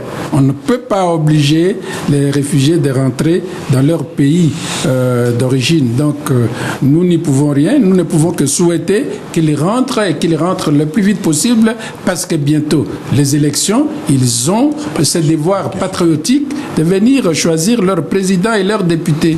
Mais on ne peut pas les obliger. Monsieur Louis-Alphonse Koagialo Batese Guerengbo, merci beaucoup d'avoir été avec nous aujourd'hui. Alors vous n'êtes ni sénateur ni député. C'est quoi vos projets pour 2011? Eh bien, ça dépend de mon parti. En ce qui concerne mon projet d'avenir, c'est mon parti, le PPRD, qui va le déterminer. S'il veut me positionner pour être candidat, soit député national, député provincial ou sénateur, eh bien, je suis un peu limité à ce niveau-là. Donc, ma liberté est limitée par les exigences de mon parti. Est-ce que votre liberté de parler ou de penser est limitée aussi par soit le PPRD qui est installé dans toutes les parcelles en RDC, en tout cas c'était son slogan. Oui, au moins dans ma parcelle, oui. Soit mais par je la dis MP. que non, au niveau du secrétariat exécutif de l'AMP, j'ai une marge de manœuvre beaucoup plus large et je peux m'exprimer au nom de l'AMP. Alors dites-nous, on a beaucoup critiqué le gouvernement, un gouvernement de large union pour les élections où on doit contenter tout le monde. Aujourd'hui, on n'est plus au moment où on doit contenter tout le monde et on est au moment où on doit aller un peu plus vite dans la réalisation pour les élections? Est-ce que ce gros gouvernement a encore une raison d'être?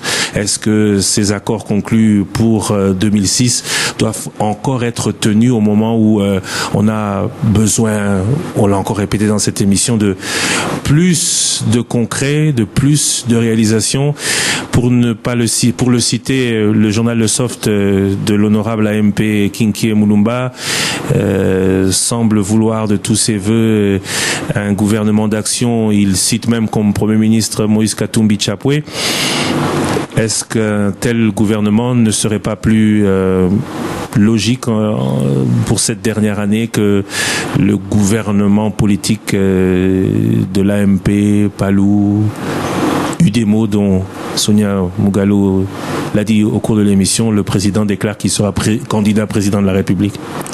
Mais vous savez, nous avons cet avantage que on a avec nous une autorité qui respecte sa signature. Le président Jacques Kabila Kabange, candidat, avait signé le partenariat, l'alliance, le partenariat avec le Palou et l'UDEMO. Au terme de cet accord, la primature, pendant toute la durée du mandat, revient au Palou et la vice-primature prééminente au sein du gouvernement revient à l'UDEMO. Jusqu'ici, contre vent et marée, j'insiste, parce que ça ne fait pas plaisir malgré tout des membres de l'AMP. Contre vent et marée, le président a respecté et a tenu à respecter sa signature.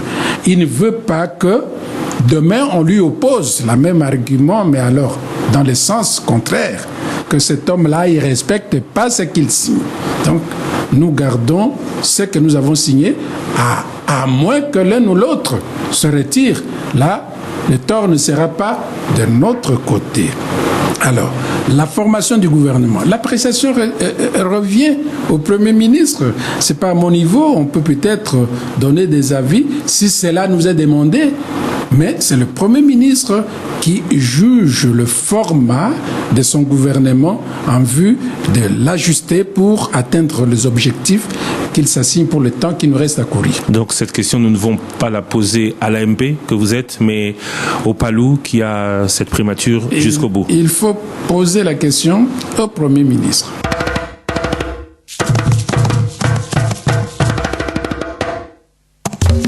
Monsieur Kouagalo, merci beaucoup. Eric Ambago, Top Congo FM, Sonia Mugalu, Digital Congo et Paul Diakese, Studio Sango Malamoun, merci beaucoup d'avoir été à ce rendez-vous de l'information. Votre Top Presse ici se termine. Prochain rendez-vous, ce sera la semaine prochaine avec un nouvel invité. Il s'agit du gouverneur de la province du Bas-Congo, Simon Floribert Mbachi-Bacha. Merci à Action Congo Events qui a réalisé la prise de vue. C'est grâce à eux que vous pouvez nous suivre en ce moment dans toutes vos télévisions.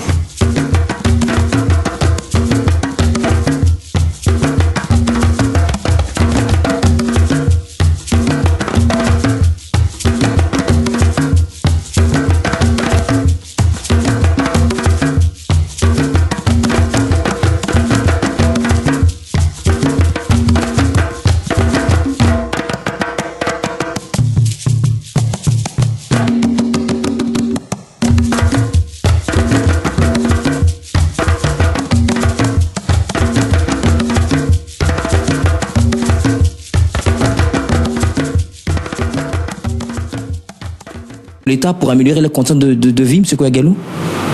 Bien, je vais commencer par votre deuxième préoccupation. Je n'ai pas dit que les 50 millions, selon vous, qu'on aura économisés devraient aller à l'amélioration de conditions de ce qui relève du budget de l'État. Non.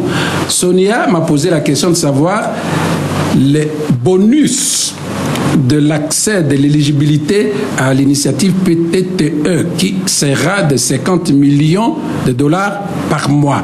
Pourquoi on ne peut pas affecter ça à l'organisation des élections? J'ai donné la réponse que j'ai donnée. Donc, l'économie, disons les 50 millions, c'est par rapport à la préoccupation de Sonia. Mais l'économie qu'on aura faite de la non-organisation du deuxième tour, ça nous permettra... De combien? Vous savez que ça coûte combien? Si on fait une économie, deuxième tour, ça fera combien? Je vais vous dire une chose, parce que vous avez dit que les élections, c'est dans les 300 millions, premier ou deuxième tour. Non, c'est dans les 750 millions de dollars. S'il vous plaît. Présidentiel, premier tour, second tour, ça fait combien? S'il vous plaît. 750 millions de dollars. Mais je vais vous dire une chose que vous ne connaissez pas. Tout ce que nous faisons aujourd'hui comme travaux de reconstruction, que vous admirez, que le peuple congolais admire, que même l'abbé qui a célébré la messe en mémoire de Mzé, de Patrice Emery Lumumba, a admiré et salué, ne nous a pas encore amené à un montant de 500 millions de dollars. Ça quand même, je crois. Si nous pouvons épargner, économiser, même 20 millions, j'ai dit un exemple, même 20 millions, ça peut nous permettre de faire 20 kilomètres de route asphaltée, par exemple. C'est pas mauvais, n'est-ce pas? Alors, en ce qui concerne le ministre de la Communication, ne lui tenez pas tellement rigueur, n'est-ce pas? Il est d'abord chef de parti. Il est membre du comité politique et tant que ce qu'il dit comme chef de parti, comme membre du comité politique, n'a pas été désavoué par le secrétaire exécutif. Mais là, il parlait en tant que ministre. Mais là, en ce moment-là, poser la question au Premier ministre. Mais moi, comme secrétaire exécutif, je ne l'ai pas désavoué et comme on dit, qui ne dit mot, c'est pourquoi on parle de dysfonctionnement. J'ai parlé de dysfonctionnement. Il y a un problème de communication au sein de l'AMP. Il y a la liberté au sein de l'AMP. Voilà les gens qui disent qu'il n'y a pas de débat au sein de l'AMP et qui prennent à défaut le ministre parce qu'il s'est exprimé. N'est-ce pas? En commençant l'émission, je vous posais la question de savoir de ce qui n'a pas été dit. Disons-le ensemble. Cette agitation arrive après le retour d'Étienne Tshisekedi, dont le véhicule a été poussé par la population de l'aéroport jusqu'à Limete. Ce premier tour, ce scrutin à un tour, arrive après le lancement de l'UNC de Vital Kamerhe. Tout cela, on n'en a pas parlé au comité politique de l'AMP? Non. Ça ne nous préoccupe qu'en termes d'avoir des éléments nouveaux sur la scène politique. Vous êtes satisfait d'avoir ces éléments nouveaux? Et nous disons que c'est des bonnes guerres. Et puis, je ne sais pas quel est encore cet auteur français qui l'a dit, à vaincre sans périr, on triomphe. Corneille, Pierre Corneille, à vaincre sans péril, on triomphe sans gloire. Et nous disons que le Premier ministre Tshisekedi, c'est un politicien que nous respectons, mais nous ajoutons que 90, ça rime peut-être avec 2010, les 10-10, mais c'est pas la même chose. L'IDPS Tshisekedi que nous avons connu en 2010, et moi personnellement je connais parce que j'ai eu l'occasion de négocier avec lui la réintégration du MPR Parti État, et j'ai beaucoup blagué avec lui, il me connaît. Alors, j'ai dit que c'est pas la même personne, n'est-ce pas? Et ça ne nous fait pas peur. Ça c'est un. Deuxièmement, Vital, c'est un enfant de la maison. Un enfant de la maison qui vous quitte, ça vous fait très mal au cœur, mais il est parti, il veut prendre, il veut voler de ses propres ailes. Mais il faut lui souhaiter tout simplement bonne chance, n'est-ce pas? Et avec cet avantage qu'on se connaît, avec nos atouts, avec nos faiblesses. Voilà. Cela n'a en aucun cas fait partie de la décision de faire en sorte que, parce que les choses changent, au premier tour, c'est plusieurs candidats. au second tour, c'est un candidat face à l'autre et une dynamique peut-être d'une opposition face à une majorité. Cela n'a pas participé, vous pouvez nous le dire et redire. Peut-être que dans 5 ans, vous ne serez plus à l'AMP et que vous commencerez, comme d'autres peut-être, à dire ce que vous ne dites pas aujourd'hui. Cela n'a pas participé à cette prise de décision? J'en rigole un peu, Christian. Pourquoi? Parce que en 2006, c'était pas différent. En 2006, on avait 33 candidats. Et on a posé la question au premier tour au peuple congolais, qui a répondu que pour nous, c'est Kabila. Nous avons fait tomber 32. Les deux sont restés en compétition. On a encore posé la deuxième question au peuple congolais. Le peuple congolais a répondu massivement, par une majorité écrasante, que pour nous, c'est Kabila. Je ne crois pas qu'en 2010, si tel était le cas d'organiser un deuxième tour, ça allait être différent. On allait certainement avoir plusieurs devant nous, mais aussi plusieurs avec nous, n'est-ce pas? Et la réponse du peuple congolais n'allait pas être différente. Paul Diakissé, Studio Sangomalamu. Oui, vous faites un effort, enfin, pas seulement vous, mais là, vous faites un effort pour convaincre l'opinion que c'était une idée réfléchie, qui n'a rien de politique. Mais le peuple n'est pas naïf, parce que le peuple s'est rendu compte que en Côte d'Ivoire, Babo, qui a organisé les élections, a été battu par Ouattara, et Babo, qui était premier, a été battu par celui qui était deuxième. En Guinée, Cellou Diallo était premier, mais battu par Alpha Condé, qui était deuxième. Et ça n'a pas échappé à votre laboratoire politique. Et puis, on ne pense pas que l'AMP puisse réfléchir en dehors des intérêts politiques, parce qu'en fait, quelque part, la politique n'a pas de morale. La précipitation avec laquelle vous avez introduit ces dossiers, alors qu'on n'en parlait pas, c'était plus sur la CENI, et brusquement vous saisissez avec la révision de la Constitution au premier tour. En tout cas, c'est difficile que l'opinion puisse vous comprendre que c'est rien de politique dans tout ça, M. Kagame. Vous savez que c'est plus quel est ce grand politicien qui a dit que la politique, c'est aussi une forme de guerre, mais sans armes. Je crois que ça doit être Mao. On n'a pas utilisé ça, mais il faut des stratégies, Paul. Nous ne pouvions pas sortir toutes nos stratégies au public.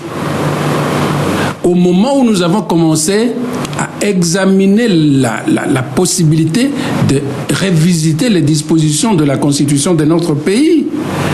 Et nous avons commencé à examiner ça, je crois, depuis Kingakati 1, lorsque nous sommes allés en conclave. Et ce point était déjà à l'ordre du jour. Nous y avons réfléchi. Et nous avons dit qu'on devait continuer à mûrir la réflexion sur ce point précis. Donc c'est pas parce que il y a Gbagbo, il y a, c'est pas Alpha Condé, tout ça, que nous avons dit, oh, périr en demeure, voyons vite comment on peut aller au premier tour. Mais au deuxième tour, par exemple, si ça devait avoir lieu, ça ne peut pas nous épargner d'une victoire, de tiraillement. Puisque déjà en 2006, vous savez ce qui s'est passé dans la ville de Kinshasa, avec des enfants écrasés, d'autres qui sont encore aujourd'hui sous le traumatisme physique de ce qui s'est passé, parce que le perdant n'a pas accepté la victoire de celui qui a gagné, n'est-ce pas? Donc, dites-vous bien que s'il vous plaît, le deuxième tour, ce n'est pas une sinécure. Je complète seulement avec l'arrivée, parce que vous avez cru pendant longtemps, peut-être même nous aussi, que Tshisekedi ne reviendrait plus peut-être vivant dans ces pays. Il est revenu avec une marée humaine qui vous a surpris, et pourtant vous avez programmé le discours chef de l'État le même jour, croyant que ça peut contrer cette arrivée. C'était le contraire qui s'est produit. Et Kamere qui arrive, certainement qui va rafler le vote au Kivu, qui était le vivier de l'électorat de Joseph Kabila. Tout ça, M. Kagalo, voulons dire que vraiment, ça n'a pas influencé à cette réflexion sur la Constitution. Vous pensez vraiment que ce n'est que lorsque l'honorable Kamere a dit qu'il créait son parti qu'on savait qu'il n'était plus avec nous? Vous êtes sûr? Donc c'est le candidat président. Pour moi, c'est officiel. Mais officiellement annoncé, officiellement, vous avez donné votre prise de position. Depuis très longtemps. On le savait depuis très longtemps. Et moi, je vous dis ici qu'au mois de juillet, j'avais été invité par mon fils qui est aux États-Unis, ingénieur dans une entreprise là-bas. Et il est venu avec une interview que le Vital a donnée. Mais avant cette interview, nous savions que Vital n'était plus avec nous. Mais nous le déplorons, nous le regrettons. C'est quand même un enfant que nous aimions très bien. Mais il est parti, il a décidé de partir. Donc nous, on s'est préparé à cela, n'est-ce pas? C'est un processus qui est arrivé à maturation, tout simplement, le jour où il a fait la sortie officielle de son parti. Et nous connaissions même déjà les nôtres sont partis. Parce que si on n'est pas informé dans une guerre, on va à la perte.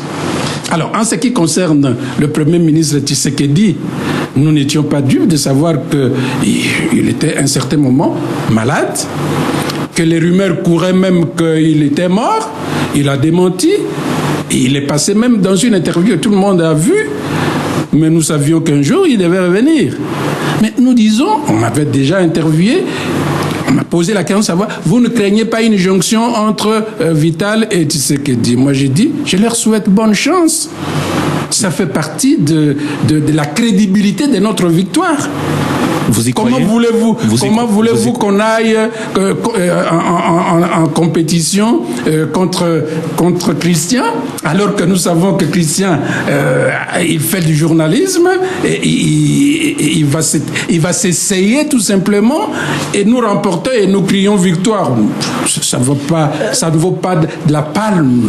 Sonia Moghalou, Digital Congo. Moghalou, je pense qu'on ne va pas vous lâcher de sitôt sur cette question. Je reviens encore. C'est peut-être aussi une façon de l'AMP d'écarter tous ceux qui pouvaient espérer avoir des alliances pour se retrouver après les élections de 2011, qui Premier ministre, qui à l'Assemblée nationale ou au Sénat. C'est-à-dire que vous ne voulez pas d'alliés comme ça a été le cas en 2006 parce que l'AMP a été déçue d'une certaine manière, ou une certaine opinion estime en même temps que ce premier tour, c'est pour écarter de vous ce débat contradictoire. Non, madame, l'AMP, c'est déjà une alliance, pas? Il y a le PALU, il y a l'UDEMO qui sont en dehors de l'AMP. Des partis politiques et des personnalités politiques indépendantes au sein de l'AMP. C'est déjà une alliance. Ça, c'est un deuxième mot. Nous avons les alliés de l'AMP qui sont là et qui n'ont pas encore dit qu'ils prenaient distance par rapport à l'AMP et qui continuent à cheminer avec nous.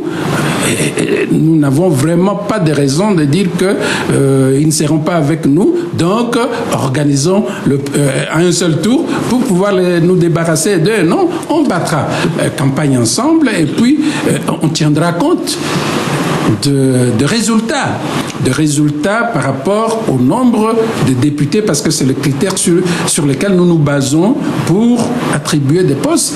Celui qui aura présenté, la composante qui aura présenté le plus grand nombre de députés peut légitimement revendiquer la primature, peut légitimement revendiquer un poste ministériel. Et là, ça rentrera en ligne de compte. Vous fouillez le débat? Les débats, il y en a toujours, madame. Même entre les deux derniers candidats, entre les deux candidats qui arriveraient en lice. Est-ce que d'abord c'est une exigence constitutionnelle? Absolument, oui. Et alors, quand bien même ça serait ça, puisque moi je n'ai pas souvenance, moi qui ai participé activement, et j'insiste, à la rédaction de la Constitution, je n'ai pas souvenance que le débat doit avoir lieu entre deux candidats. Je crois que c'est une coutume que nous avons héritée de certains pays occidentaux et nous disons, comme en France, entre les deux tours, il y a débat entre les deux candidats, donc au Congo, il doit aussi avoir... Mais en 2006, comme en Côte d'Ivoire. En 2006, il n'y a pas eu de débat. On n'a pas pour autant considéré que l'élection est inconstitutionnelle parce qu'il n'y a pas eu de débat. C'est pas? Monsieur Kouya-Diallo, vous avez cité le mot après 2011. Aujourd'hui, vous êtes avec le PALU, avec l'UDEMO. Est-ce que vous irez à ces élections avec les mêmes alliés? Est-ce que l'AMP, qui était Alliance pour la majorité présidentielle pour l'élection de 2006, c'était là mon introduction, vous ne l'avez pas démenti, sera aussi AMP pour ce même candidat en 2011?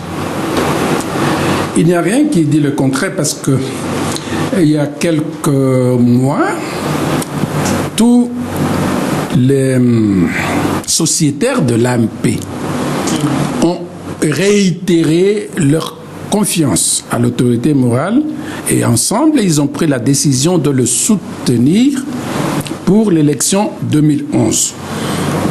Du côté des alliés, nous n'avons pas le même pacte. Le pacte que nous avons conclu avec les alliés, c'est pour aller jusqu'en 2011. Si après 2011, donc si à l'occasion du scrutin de 2011, les alliés veulent rester avec nous, c'est tout ce que nous souhaitons parce que nous avons évolué ensemble.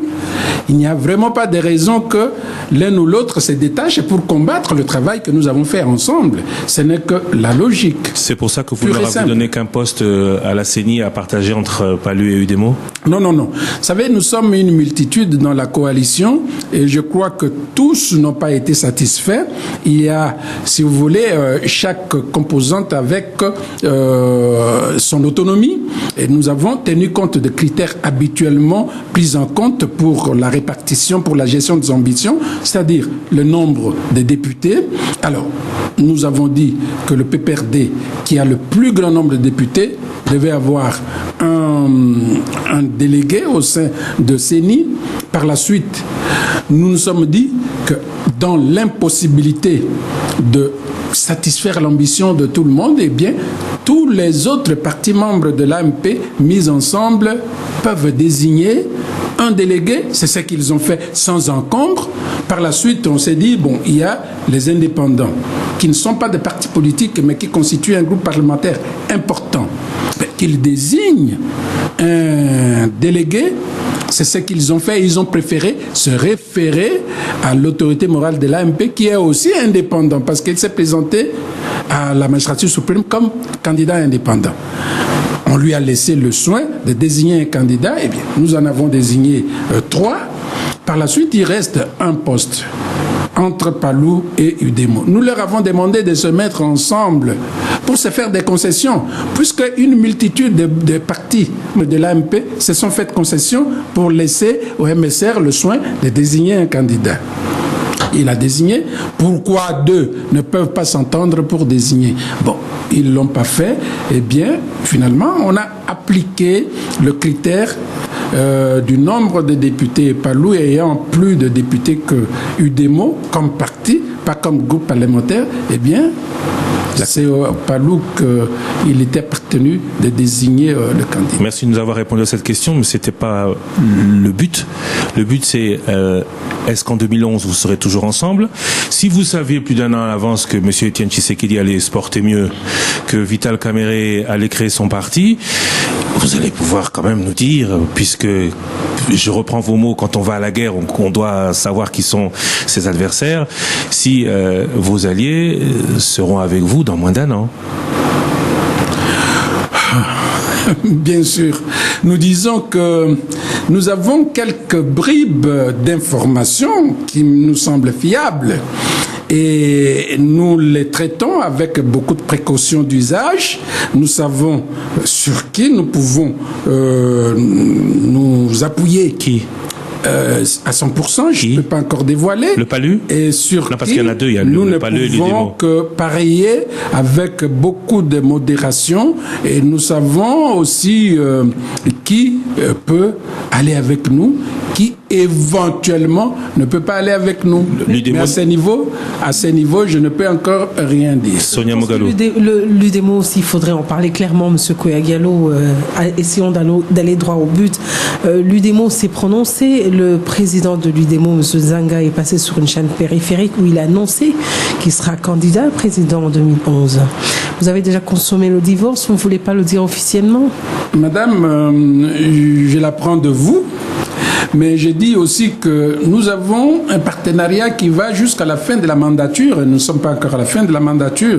Et si l'UDEMO comme vous venez de me le dire, annonce la candidature de son leader, je ne crois pas que ça doit être en dehors d'un congrès. Or, à mon avis, l'IDEMO n'a pas encore organisé un congrès, donc pour moi, je ne prends pas encore ça en considération. Vous intervenez dans la vie politique de votre allié. Éric Ambago, Top Congo FM. Joseph Kabila a été candidat indépendant en 2006. Est-ce que s'il est éventuellement candidat de l'AMP, il sera candidat indépendant ou il y aura on va constituer un groupe homogène, AMP, Kabila candidat de l'AMP? Première question. Deuxième question. Est-ce que les élections seront véritablement libres? Je pose cette question. Pourquoi? Parce que il y a aujourd'hui une pétition qui est en train d'être signée. À Butembo, par exemple, il y a une pétition qui est en train de signer contre la révision de la Constitution. Et les organisateurs de cette manifestation ont été chassés par les forces de l'ordre et leur papier a été déchiré par les forces de l'ordre. Est-ce que les élections seront vraiment libres? Dernière question, toujours en ce qui concerne cette question. Vital Kamerhe, qui a commencé sa tournée à l'Est, tournée interrompue parce que les autorités locales disaient qu'il ne peut pas être là, qu'il y a problème ceci. On interdit à l'UNC d'organiser ces manifestations. Entre-temps, le PPRD est autorisé à recevoir ces cadres à l'aéroport. Ça fait quand même, est-ce qu'il y aura véritablement des élections libres en RDC? Voilà les questions. On peut m'ajouter. J'ajoute seulement à ce que au Grand Hôtel, l'opposition voulait se réunir, il n'y a pas de courant, vous avez tout bloqué. Au GB, l'opposition allait être là, il y avait des policiers. Alors, ça augure des lendemains pas très clément. Non, mais ça me fait beaucoup rire parce qu'il y a un peu plus d'affabulation que de vérité, n'est-ce pas? Alors, commençons par la dernière préoccupation, celle de Paul. GB, parlons-en. Mais vous connaissez la vérité, qu'il y avait une querelle de leadership pour les lieux. Que quelque part, j'ai entendu dire qu'il y a un leader qui dit que si on va au GB, c'est pour consacrer le leadership d'un parti politique, lequel parti politique qui, si vous voulez, qui a une certaine connexion avec le GB. Vous connaissez? C'est ainsi que ça a échoué. Il n'y avait pas de policiers là-bas. C'est du mensonge. Laissons les mensonges. Ne donnons plus toujours dans l'imaginaire populaire que la politique, c'est l'art de mentir. Boukila et moi, Lokuta, Mokanasa et moi, politique. Non! C'est du mensonge, je vous le dis, et je suis prêt à ce qu'on me coupe la main si je ne dis pas vrai. Au Grand Hôtel. N'est-ce pas? Alors, je ne resterai pas manchot, hein, cette main-là. N'est-ce pas? Alors, en ce qui concerne la liberté d'expression, les élections libres et transparentes, c'est la vérité, c'est même l'évidence, c'est même la condition sine qua non de la crédibilité de notre scrutin. Et ça sera le cas, n'est-ce pas? Ça signifie quoi, libre? Que tous ceux qui sont à mesure de voter doivent aller voter sans contrainte ni entrave. Ça sera le cas. Que ceux qui auront déposé leur bulletin dans les urnes, qu'on ne va pas, par une procédure peu recommandable, altérer leur voix, leur volonté. Ça, il faut vous dire que ça sera le cas. Preuve en est que les témoins seront là, les témoins des candidats, les témoins des partis politiques, les témoins de la communauté internationale, les témoins des ONG que vous vantez tant. Alors, en ce qui concerne ce qui est arrivé à l'honorable Kamerhe, mais moi, je suis ici à Kinshasa. Je sais que c'est chez lui, par l'Est. Je sais qu'il a amené beaucoup de voix par son dynamisme, sa pugnacité, pour dire aux gens, il a même écrit pourquoi j'ai choisi Kabila. Mais vous savez que le peuple congolais aujourd'hui, ce n'est pas un peuple mouton comme les moutons de Panurge. Il s'est dit, mais il n'y a pas longtemps, vous nous avez dit tout ça, mais vous revenez encore ici pour nous dire quoi? Il y a des gens pour, il y a des gens contre, et entre eux, il y a eu des affrontements. Ils n'étaient pas instrumentalisés, ceux qui étaient contre. Là, il faut bien le prouver, hein. Il peut bien le prouver, puisque... Mais l'autorité de la ville a également annoncé qu'il interdisait toute manifestation.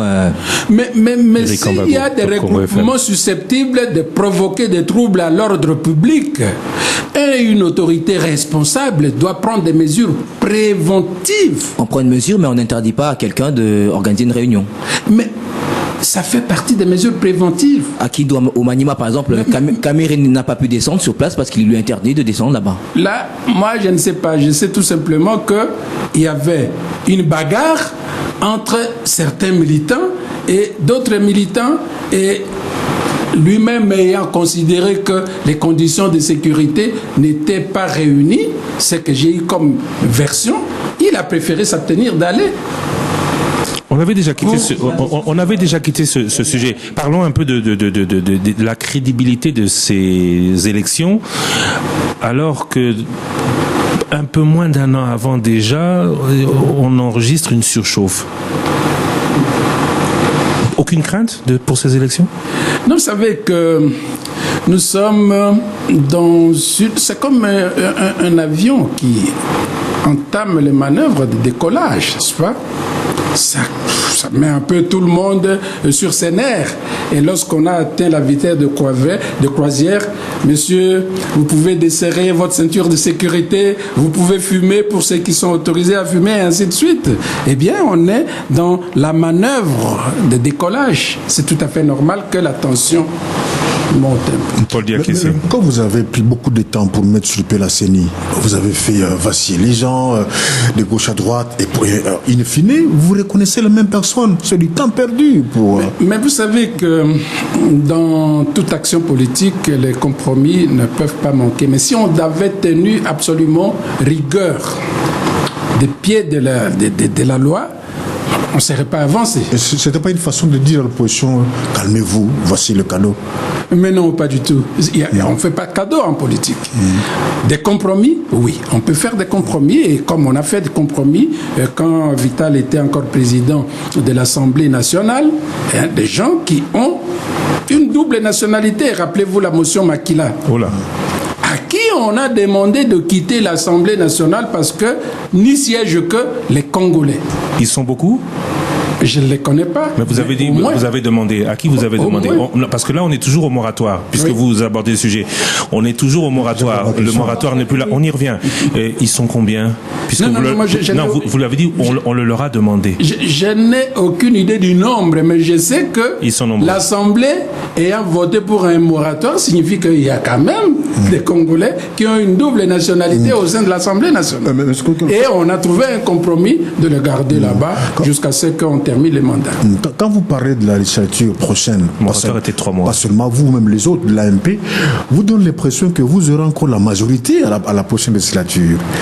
Et si tant est que vous n'en avez pas, parce qu'aujourd'hui, du fait que vous ayez révisé la Constitution un seul tour, ça discrédite une bonne partie des députés auprès de leur base. Donc il est fort à parier que vous n'ayez pas la majorité en 2011. Que ferez-vous en ce moment-là? Vous êtes trop prétentieux. C'est une petite... Vous êtes trop prétentieux. Vous voulez parler en lieu et place des électeurs. Vous, à partir de Kinshasa, vous savez que là, au village, là, à Malembankoul, à Mwanza, là-bas, tout le monde voit ce qui se passe ici à Kinshasa, et que tout le monde sait ce que ça signifie, premier tour et deuxième tour. Alors que c'est une démarche démocratique qui est envisageable. C'est possible aussi démocratiquement que vous perdez des élections. Mais oui, bien sûr. C'est pas une prétention, M. Ouattara. Pourquoi pas? Non. Parce que vous prétendez, vous donnez l'impression de prendre déjà, si vous voulez, comme vrai, ce que pensent les électeurs. Et si ça peut être un des motifs, mais pour une fraction des électeurs, mais pas pour tous les électeurs. Sonia Mogalou, Digital Congo. En tant que politique, vous avez aussi le devoir de sensibiliser, d'informer suffisamment la population sur tous les méandres des élections. Est-ce que l'AMP informe suffisamment, ou l'AMP, pour rejoindre un peu la préoccupation de Paul Diakessé, a peur d'expliquer c'est quoi finalement le scrutin à un tour, de peur d'être désavoué dans certains points? Faites-moi confiance. Et je reviens quand même à une préoccupation de Eric Ambago à laquelle vous n'avez pas répondu. Kabila, candidat indépendant en 2006, sous quel label va-t-il se présenter en 2011? Okay. Parce que finalement... Je m'excuse. Excusez-moi, je voudrais glisser en disant qu'à un moment, on a entendu des slogans de genre pour soutenir Kabila, il faut adhérer au PPRD.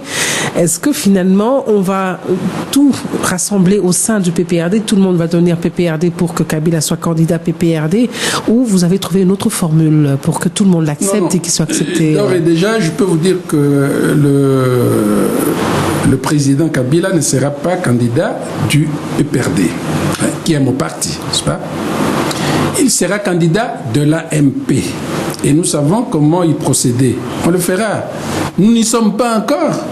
Lorsqu'il sera question de, comment on dit, d'investir les candidats, n'est-ce pas? Eh bien, l'AMP trouvera un contexte pour pouvoir investir le candidat et le présenter, aller déposer son dossier auprès de l'institution appropriée pour cela. On n'y est pas encore, n'est-ce pas? Vous confirmez que Kabila, Joseph, ne sera pas le candidat du PPRD? Il ne sera pas le candidat du PPRD, il sera le candidat de l'AMP. Et d'autres partis, même s'ils ne sont pas de l'AMP, pourront annoncer leur soutien à cette candidature-là. Eric Ambago. Monsieur Kouyagallo, quel est le candidat que vous redoutez le plus, premier tour du scrutin? Étienne Tshisekedi Amulumba ou Vital Kamerhe? Tous les candidats sont sur le même pied d'égalité. Honnêtement. Tous les candidats sont sur le même pied d'égalité pour nous. Nous n'avons pas de petits ni de grands candidats. Ils sont tous sur le même pied d'égalité. Et je vous disais tout à l'heure que le Premier ministre Tshisekedi, il a l'aura qu'elle le connaît, mais 90 n'est pas 2010. Les 10, c'est rime, c'est vrai. La même question. Quel est le candidat que vous pouvez battre facilement, Tshisekedi ou Kamerhe? Que vous battrez facilement? Non, mais nous disons que nous allons battre tous les candidats qui seront devant nous. Ce qui arrive après, ça ne nous regarde pas, ils vont se classer suivant leur ordre. Mais nous allons gagner. C'est ce que nous voulons. Qu'est-ce qui vous fait être aussi sûr de vous? Regardez, on arrive sur le bilan des 4 dernières années. Vous êtes content de ce que vous avez réalisé? Vous pensez qu'avec vous, les électeurs vont décider de vous accorder 5 années supplémentaires? Christian, nous disons que nous avons hérité d'une situation catastrophique. Et ça, vous le savez. Les conditions de sécurité étaient exécrables. Aujourd'hui, la sécurité est revenue dans notre pays. Quelques escarmouches ne peuvent nous empêcher d'affirmer qu'aujourd'hui, on peut circuler sur toute l'étendue du territoire national. Ça, c'est un. Deuxièmement, la guerre, plutôt les guerres que nous avons connues, ont détruit le pays, ont détruit les infrastructures routières, ont détruit le brin des structures économiques que nous avons à travers toute la République.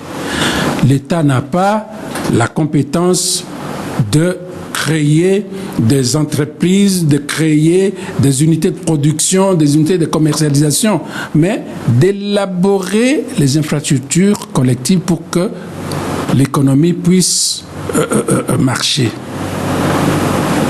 Nous avons commencé et ne voient pas que ceux qui ne veulent pas voir, n'est-ce pas? Et j'ai beaucoup aimé le témoignage de l'abbé, je n'ai pas son nom, Coco, je crois, qui a dit qu'il partait sur le boulevard dans l'intention d'aller à sa paroisse, n'est-ce pas? Et il s'est rendu compte qu'il était au niveau de la gare parce qu'il faisait très beau dérouler. Ce qui est vrai pour Kinshasa l'est aussi pour certaines provinces. Aujourd'hui, vous pouvez partir de Beni jusqu'à Kisangani sur une bonne route. Vous pouvez partir de Lubumbashi jusqu'à Kasenga, Kasomeno, sur une bonne route. Les conditions, par exemple, de travail des inspecteurs de l'enseignement qu'on avait oubliés depuis très longtemps, mais qui sont aujourd'hui dotés de moyens de transport mécanisés, motorisés. C'est pas un bilan, ça. La distribution qu'on a faite de kits scolaires aux élèves des écoles primaires, c'est pas un bilan. La gratuité jusqu'en classe de 3e, on peut pas en parler vraiment. L'hôpital là, qui était abandonné par les Belges depuis 50 ans, que tous appelaient, et vous aussi, Koweït, c'est-à-dire règne du désordre et du chaos. Aujourd'hui, qui peut encore reconnaître? Si on pouvait réveiller les morts pour venir visiter, et se dire, mais où est-ce que nous sommes? Ça doit faire plaisir, quand même. Oui, mais la question est la suivante aussi. L'avenue, le boulevard Lumumba, qui porte le prestigieux nom NAL. Travaillez de fond en comble, s'il vous plaît. Et je crois que le Premier ministre Tshisekedi ne se reconnaissait plus quand il passait par là, parce que là, je n'ai pas entendu que rien n'est fait. Est-ce que vraiment on peut dire qu'on n'a pas un discours? Et nous vous réservons des surprises, vous allez voir. Dans les mois qui viennent, vous allez voir ce qui pourra être fait dans l'intérêt de notre peuple et qui va encore meubler notre bilan. Oui, mais à cette question ou à ces affirmations, on peut vous opposer le fait que vous avez réussi cela, mais si vous aviez mieux travaillé, peut-être vous auriez réussi encore plus. Et que cette différence, d'autres vous la produiront mieux que l'AMP si eux sont élus. Vous savez que moi j'ai dit, connaissant un peu ce pays, connaissant les hommes, tous font le même discours. Ils diront toujours, et comme vous venez de le dire, nous pouvons faire mieux. Mais mettez-les au travail et vous allez voir, vous serez peut-être surpris que, mais tiens, on aurait préféré plutôt ceux qui ont commencé. Et là, je crois, ne vous laissez pas séduire par des paroles, par des discours mielleux qui n'ont pour but que d'appâter en vue de conquérir le pouvoir. Ça, c'est le travail des politiciens. Appâter l'auditoire pour les tromper. Sonia Mogalo, Digital Congo. Monsieur Koya-Diallo, vous avez eu 4 ans de gestion, finalement. Quel est le bilan que vous faites de la sécurité? Aujourd'hui, on voit ce qui se passe à Kinshasa, au campus universitaire, à travers la ville, même la capitale. Sans parler de l'Est, on parle de poches de résistance, c'est vrai, mais ça continue à barder. Monsieur Koya-Diallo, si aujourd'hui le peuple vers qui vous voulez rentrer pour être élu vous interroge sur la sécurité, que leur direz-vous? Madame, je dirais qu'il n'y a pas insécurité zéro. Nulle part dans le monde. Nulle part dans le monde. Insécurité zéro, ça n'existe pas. Preuve en est que 11 septembre, date de triste mémoire aux États-Unis, les gens qui sont équipés par tous les mécanismes sophistiqués pour assurer la sécurité, eh bien, les États-Unis ont été frappés de plein cœur par l'insécurité. Si cela est vrai pour les États-Unis, ça ne peut pas nous épargner. Qu'à cela ne tienne. Je peux vous dire que sur 100, et reprenant ce que le chef de l'État a dit, sur 145 territoires qui constituent la République démocratique du Congo, eh bien, 140 sont dans la sécurité. Et même hier, j'ai cru entendre Monique faire le même bilan. Donc Monique, ce n'est pas le gouvernement congolais, MONUSCO, a fait le même bilan. Croyez au moins, si vous ne nous croyez pas, croyez au moins à ce que Monique a déclaré, puisque vous ne nous faites pas confiance. Éric Ambago. Donc là, argument d'autorité imparable. Monsieur Koya-Diallo, le bilan social est apparemment catastrophique. Salaire des fonctionnaires, un huissier, 35 000 francs, c'était $70 lorsque on a procédé à la révision à la hausse du salaire. 35 000 francs aujourd'hui, c'est toujours le même salaire. Le panier de la ménagère, on parle même pas de papier douanier, sachet de la ménagère, c'est aujourd'hui sachet de la ménagère. Tout coûte cher au pays. Vous avez $100 américains, vous êtes surpris de dépenser le $100 en achetant pas grand-chose.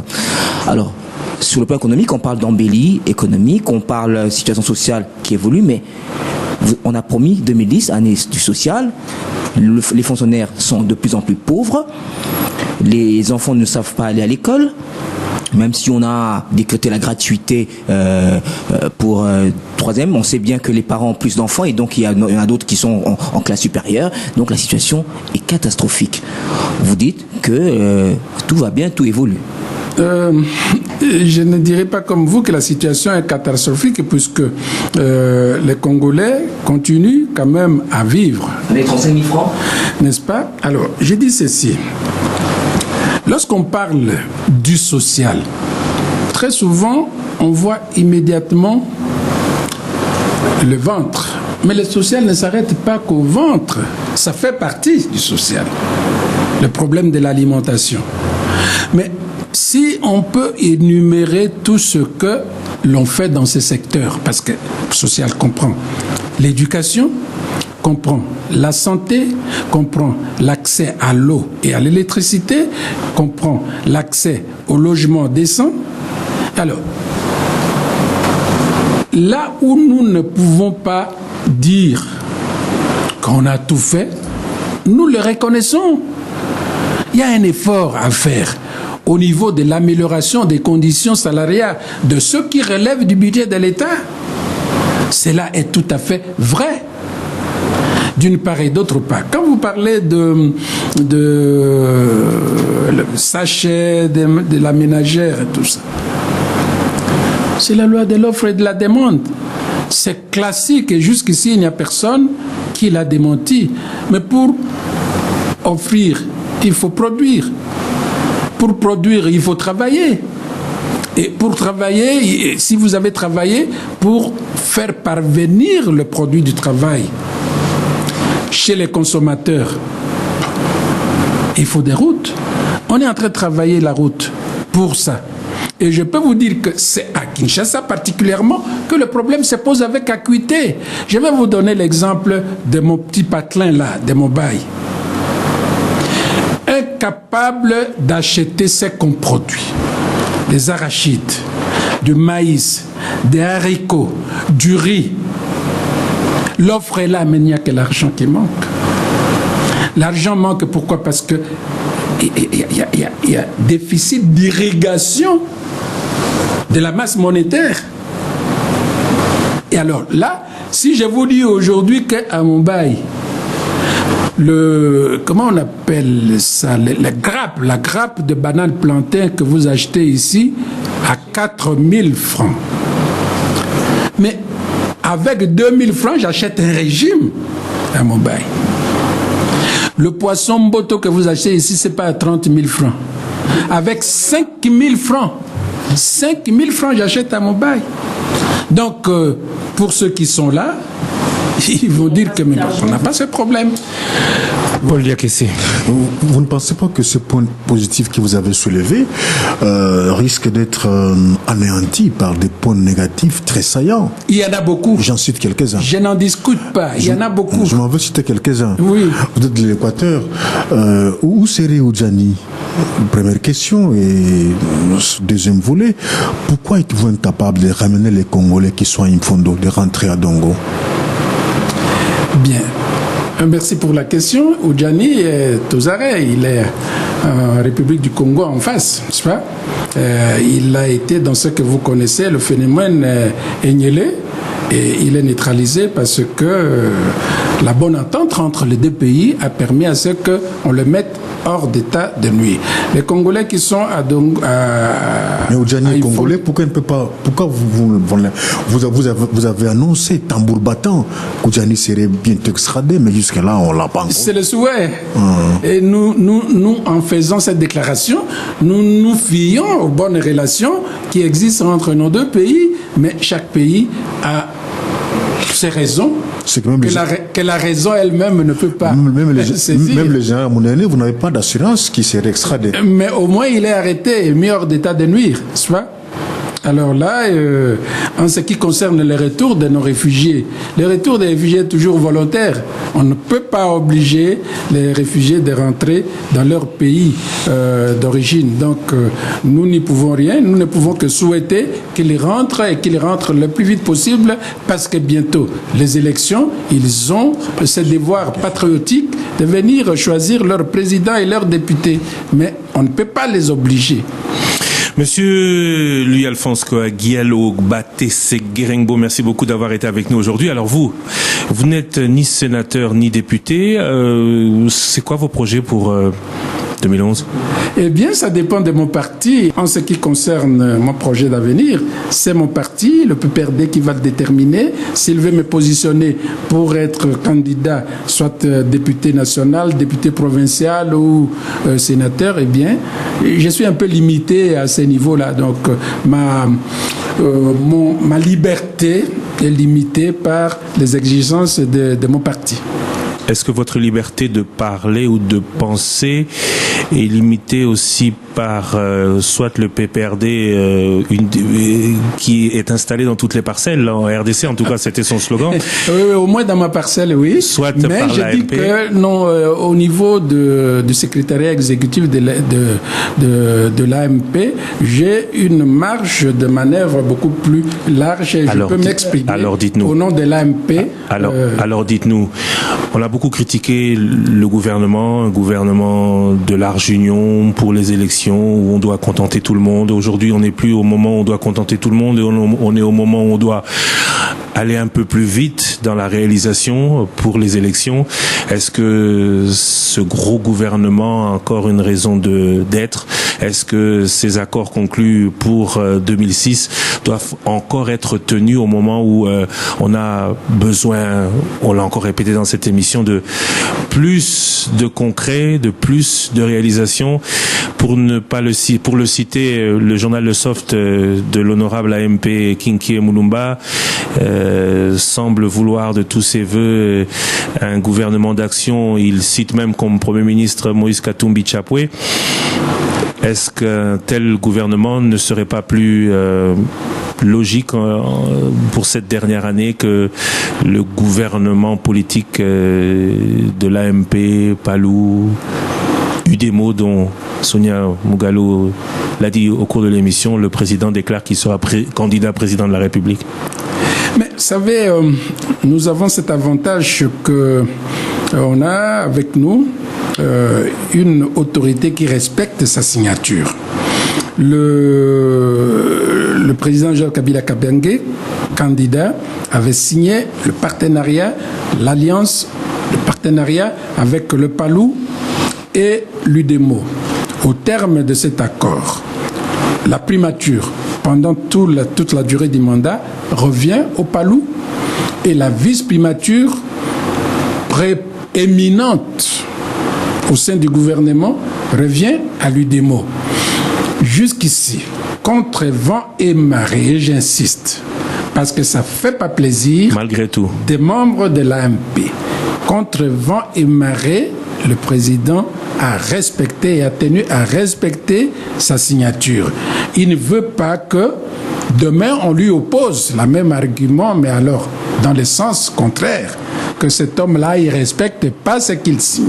Donc nous gardons ce que nous avons signé, à moins que l'un ou l'autre se retire. Là, le tort ne sera pas de notre côté. Alors, la formation du gouvernement, l'appréciation revient au Premier ministre. C'est pas à mon niveau, on peut peut-être donner des avis si cela nous est demandé, mais c'est le Premier ministre qui juge le format de son gouvernement en vue de l'ajuster pour atteindre les objectifs qu'il s'assigne pour le temps qui nous reste à courir. Donc cette question, nous ne devons pas la poser à l'AMP que vous êtes, mais au Palou qui a cette primature jusqu'au bout. Il faut poser la question au Premier ministre.